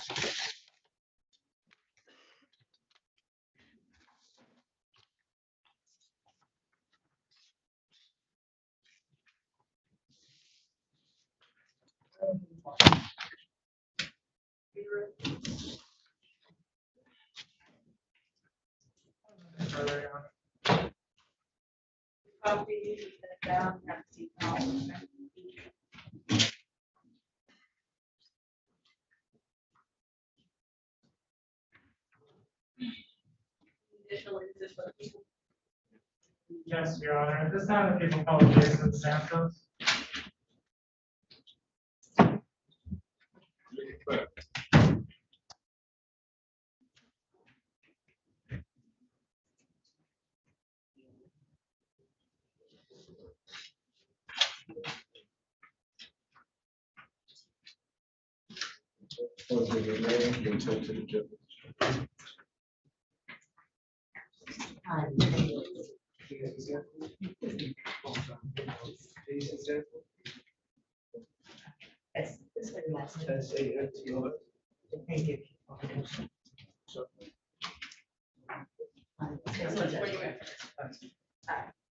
For the tell truth, the whole truth, and nothing but the truth. So you have to sit here and make sure you speak up with the microphone, you can hold it in your mouth.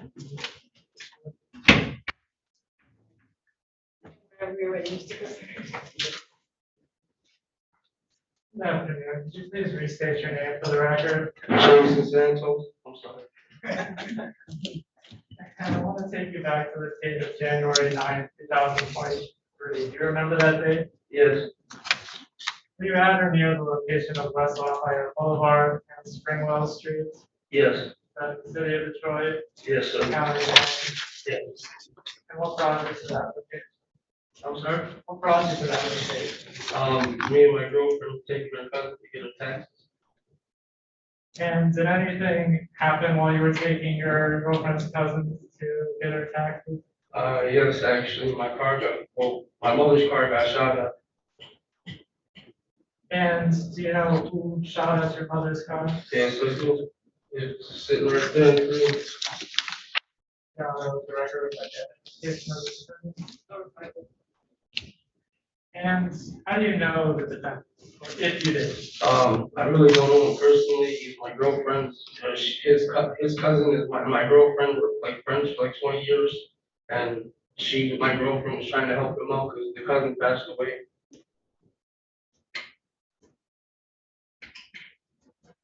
And when did you see the defendant on this day? I'm sorry? When did you see the defendant on this day? When my girlfriend, I was in the back seat, the two girls were in the front, she pulled the McDonald's to turn around because he went the wrong way. And she happened to pull up, we didn't know it was him, but it was him right next to us. So she backed out, hurried up and left, and he followed us. We were driving crazy throughout the neighborhood to get away from him. I'm sorry. And why were you trying to get away from the defendant? Because he started chasing us. We didn't want the car to get hit or anything happen to the car. And could you see the vehicle the defendant was driving? It was a silver, like, kind of truck, something like that. But I don't know the exact make and model of the car, but it was a silver one.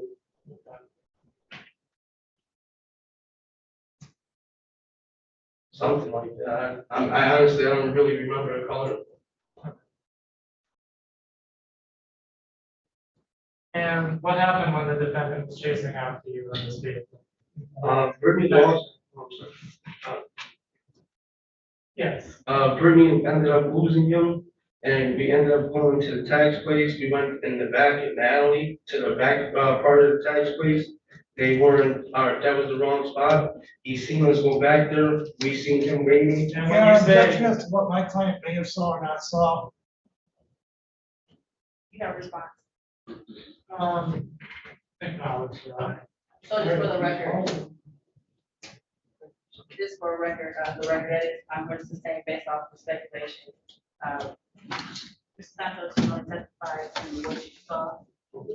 And rules of evidence, things that you don't know about or have to worry about. The objection may come, make sure you stop talking. I'm sorry. Are you fine?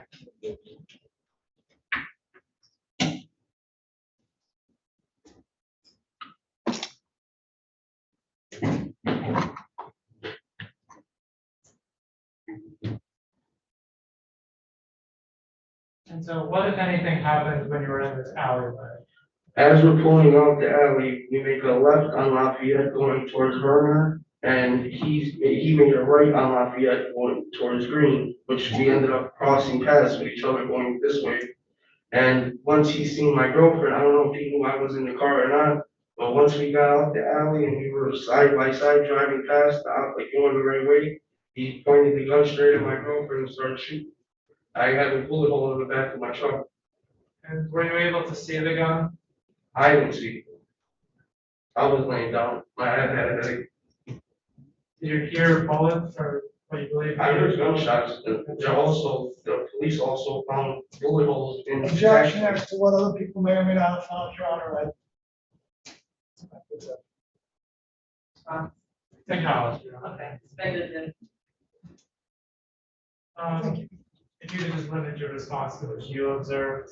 So, did you see any bullet holes in your vehicle? Yes. And where were those bullet holes located? On the driver's side, back door.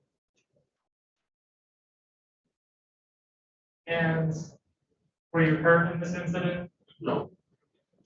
How Thank God. did you feel in this moment? I was very angry. I was very upset. I'm also a little scared because if I had my daughters, my nephew, or my girlfriend, kids in the car. Your Honor, I would object to the non-responsibility of the answers to his girlfriend's kids and wife. But part of the answer that he was scared, I do not have an issue. Well, the question was, how did you feel? Yeah, how did he feel? Being scared, I was scared, I do not have an issue, but as for all other testimony beyond that, his witness non-responsible. You say why he was scared. That wasn't the question. How does he feel? Okay, cool. Why were you scared? I was afraid because God forbid my kids, my girlfriend's kids, my nephews, my nieces, they could have been in the car with us. Were you? And they literally, the bullet hole was literally in the back door. Did you fear for your own life? Yeah.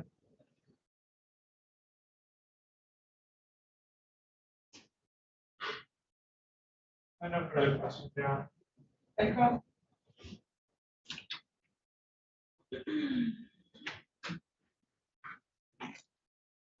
How long you been dating Miss Coffee? About 2 years.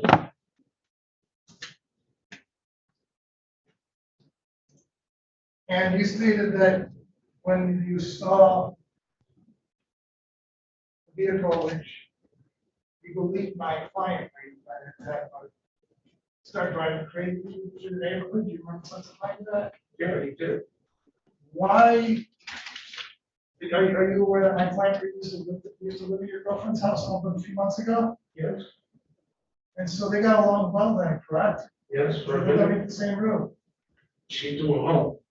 But she didn't throw him out. She gave him a time to be out and he was fighting with her about it. That's my house that he was living in. So.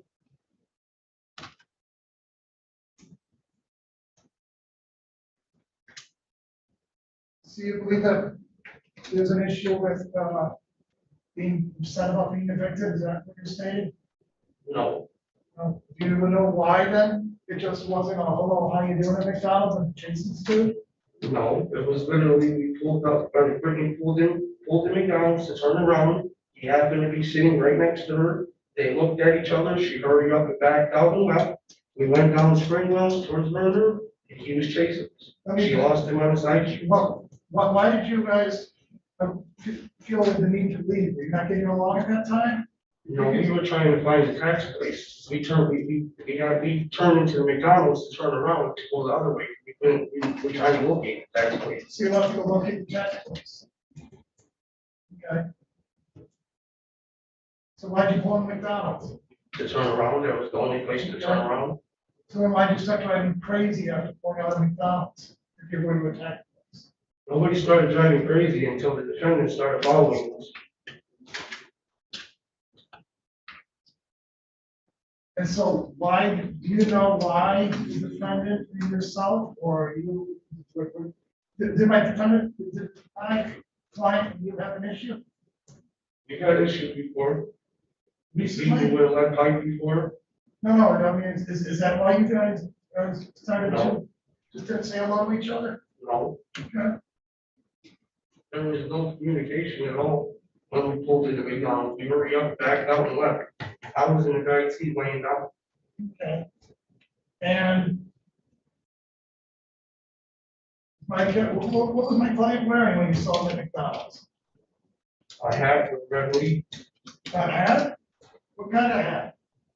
I'm not too sure about that. I have a little memory problem.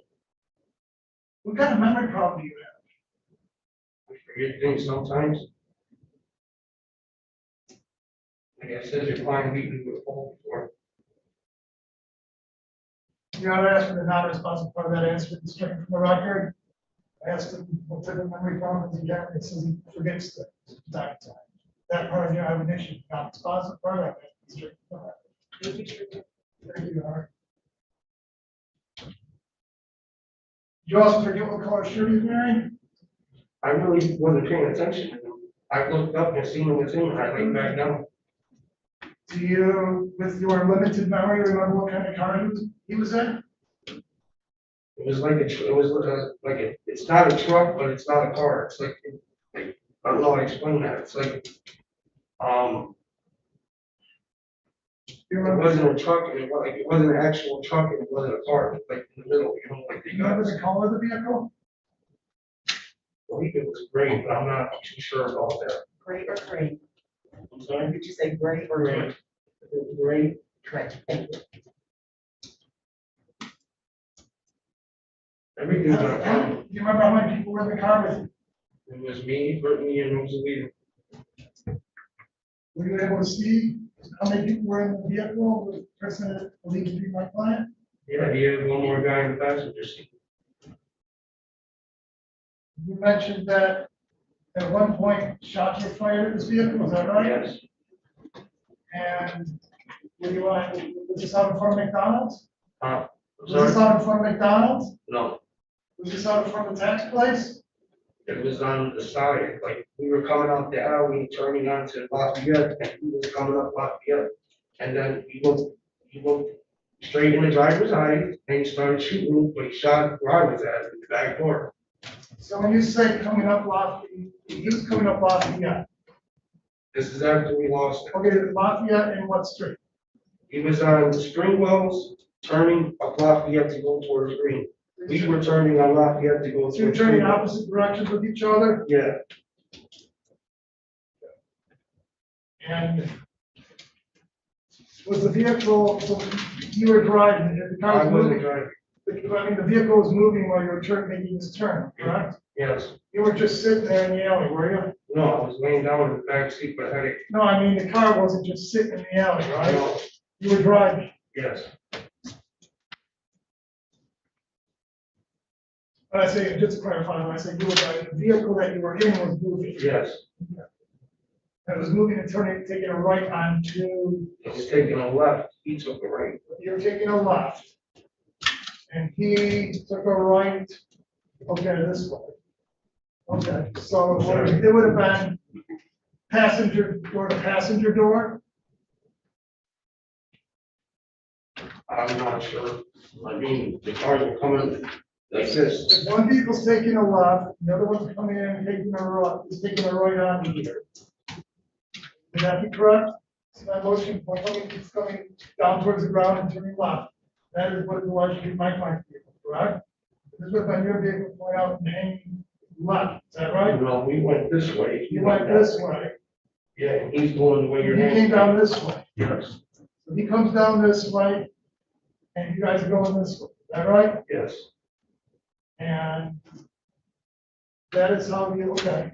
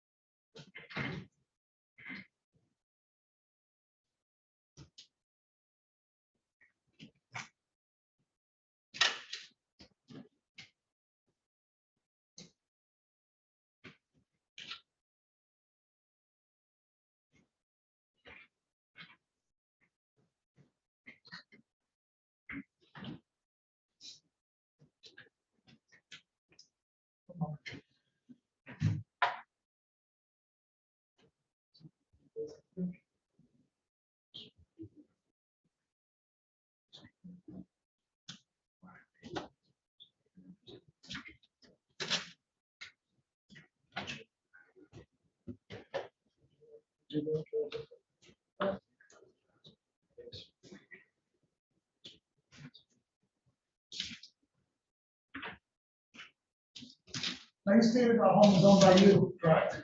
I rented the home, it was rented for me, yes. It's your friend, or you that owns the home? I rented the house, we had to leave the house. Okay, so your name's on the lease, is that right? Yes, And didn't you, and when it came time to evict my client, you were involved in that, right? him and Brittany made a deal that he would be out on a Thursday. He called her up arguing, me and him both went to jail when he got evicted. Isn't it true that there was a police report made that you pistol whipped my client, when you were trying to throw him out of the house? No, So that there is no police report stating that? I don't know, but I did not do that. Okay. The client had guns in my home. The officers. Isn't it took one of his true, guns. if you're not asked for any non-responsive answer, these strictly from the record? It will be. Thank you. Mrs. Santos, I know you have the urge to tell your story, but in court, if the lawyers are asking questions, you can't. I'm sorry, but you want to, can I say something to you? Not No. me either. I'm actually the fact finder, so all I can do is. Can I just say I just something, did it like, for you. period? It's the reason why I'm testifying, can I just say that? No. No.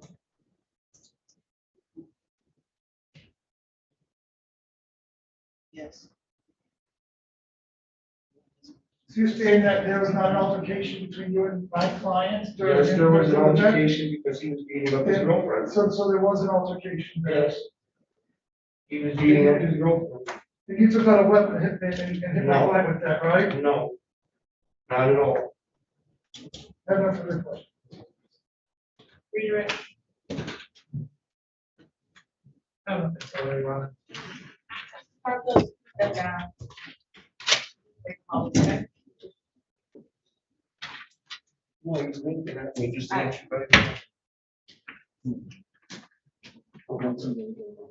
Santos, if you have an issue with security, talk to the officer for officer. Any other, I'm sorry, can I ask you again? No other witnesses from the case, Your Honor. I'm sorry, any witnesses from the defense? I will not be calling any witnesses today, Your Honor. Let me not assume. Okay, argument for the people? At this time, people with moved to bind over on all counts. It would be count 1, assault with intent to murder, count 2, assault with intent to murder. Counts 3 and 4, assault with intent to do great bodily harm, less than murder or by strangulation. Counts 5, 6, 7, and 8, weapons, felony, firearm. As we heard from the witnesses, they were going to take the witnesses one's cousins to get her taxes when they saw the defendants. They did not make contact with the defendants. They left the area. They saw the defendants following them in a vehicle driven by the defendants. Eventually, they were able to lose sight of him, but as they were pulling out of the alleyway, they saw the defendants pass them on Springwell Street, at which time the defendants pointed a gun at the vehicle that the witnesses were in. And both witnesses testified to seeing the defendant holding the gun and hearing 3 shots, one of which hit the side of the vehicle. Both testified that they were afraid, that they feared for their life, that they feared for the lives of others. The witness 1 testified that leading up to this incident, there had been problems associated with the defendants. So people believe that they met the burden of probable cause and would ask to be violated. Okay.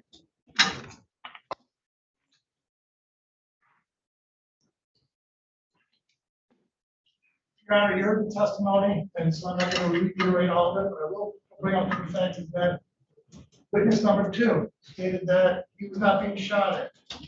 Said that he believed that his girlfriend was being shot. He never said he was being shot. Your Honor, so in regards to count 2, I don't believe the prosecutor proved that there was any intent to believe it. The testimony proved the opposite of as to count 2, as well as to the following charge, similar charge of count 4, as well as the count number 6 and 8.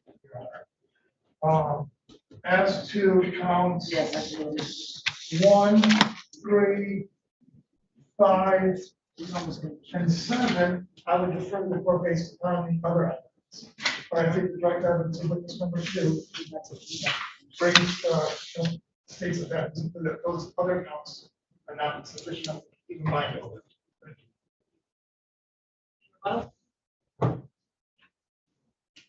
Simply that the second witness was in the vehicle. The defendant did fire multiple shots at the vehicle. Some intent to murder, the accuracy of the defendant's shot, especially in moving vehicles, does not factor in. And so I would still move to bind over on those accounts as it relates to the second witness. Okay, I agree. I'm not going to read the facts of what we heard them all. I also agree with Mr. Kirker that accuracy or lack of accuracy does not work in favor of the defendant. However, I have questions that won't be answered about the second witness. If the people have met the burden of proof for Ms. Richard's Coffee as far as assault intent to murder, count 1, count 3, assault intent to great bodily harm less than murder, and the attached felony firearm counts with those, that would be 4 counts. For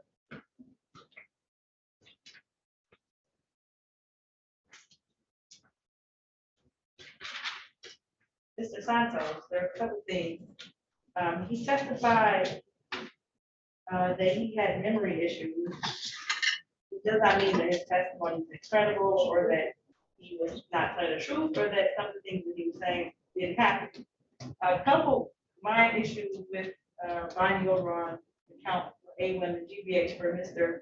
Santos is that he said that he was laying down in the back seat taking a nap. So I find it difficult for the defendant to have intent to kill someone if they are laying down in the backseat of the car before the shooting took place to show that he even knew that he was in the vehicle.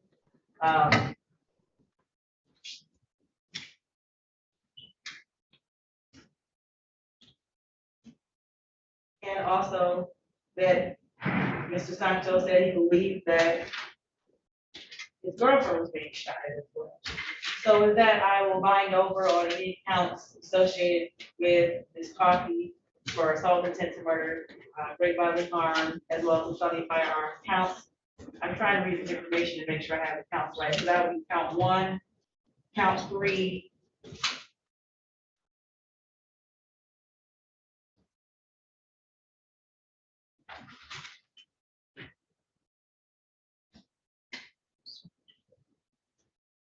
I'm not sure which counts are attached to count 1 and 3, but the 2 felony firearm counts attached to that will be bound over as well. I'll have more clarity on that.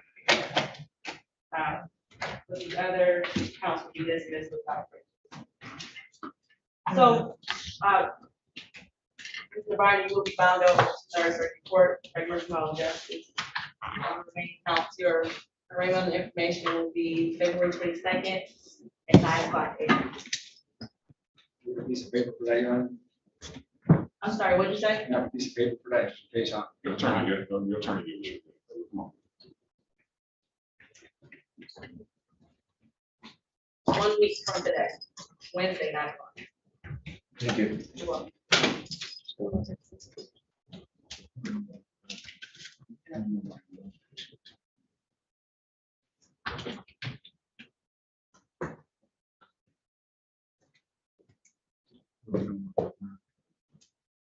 You have a personal bond in this case with the tether. The other cases are withholding. So I explained to you.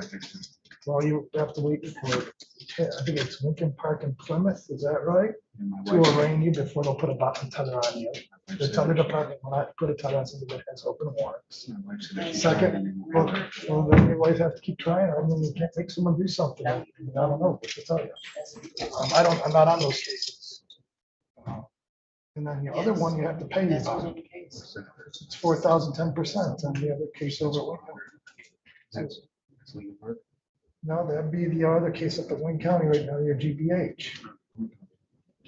I got a different number.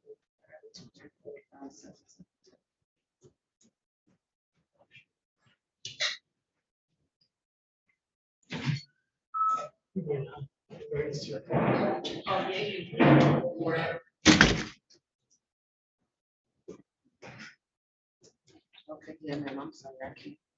Yeah, I can't hear you because I'm not. I just. Property. So I'm not sure. That's the number we have. The complaint.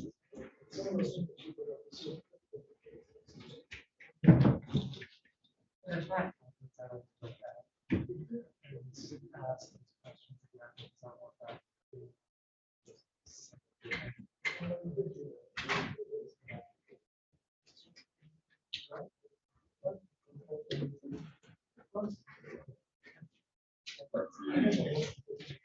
Okay, I'm sorry. I don't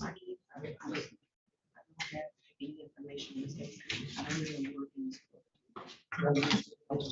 That's the original purpose. So, I'm sorry. I wish I had. Maybe you can come down.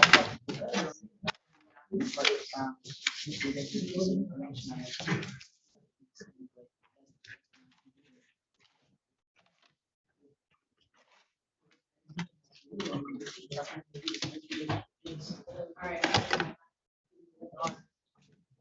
Leave it open. I think it's just a mid, his mid. Okay.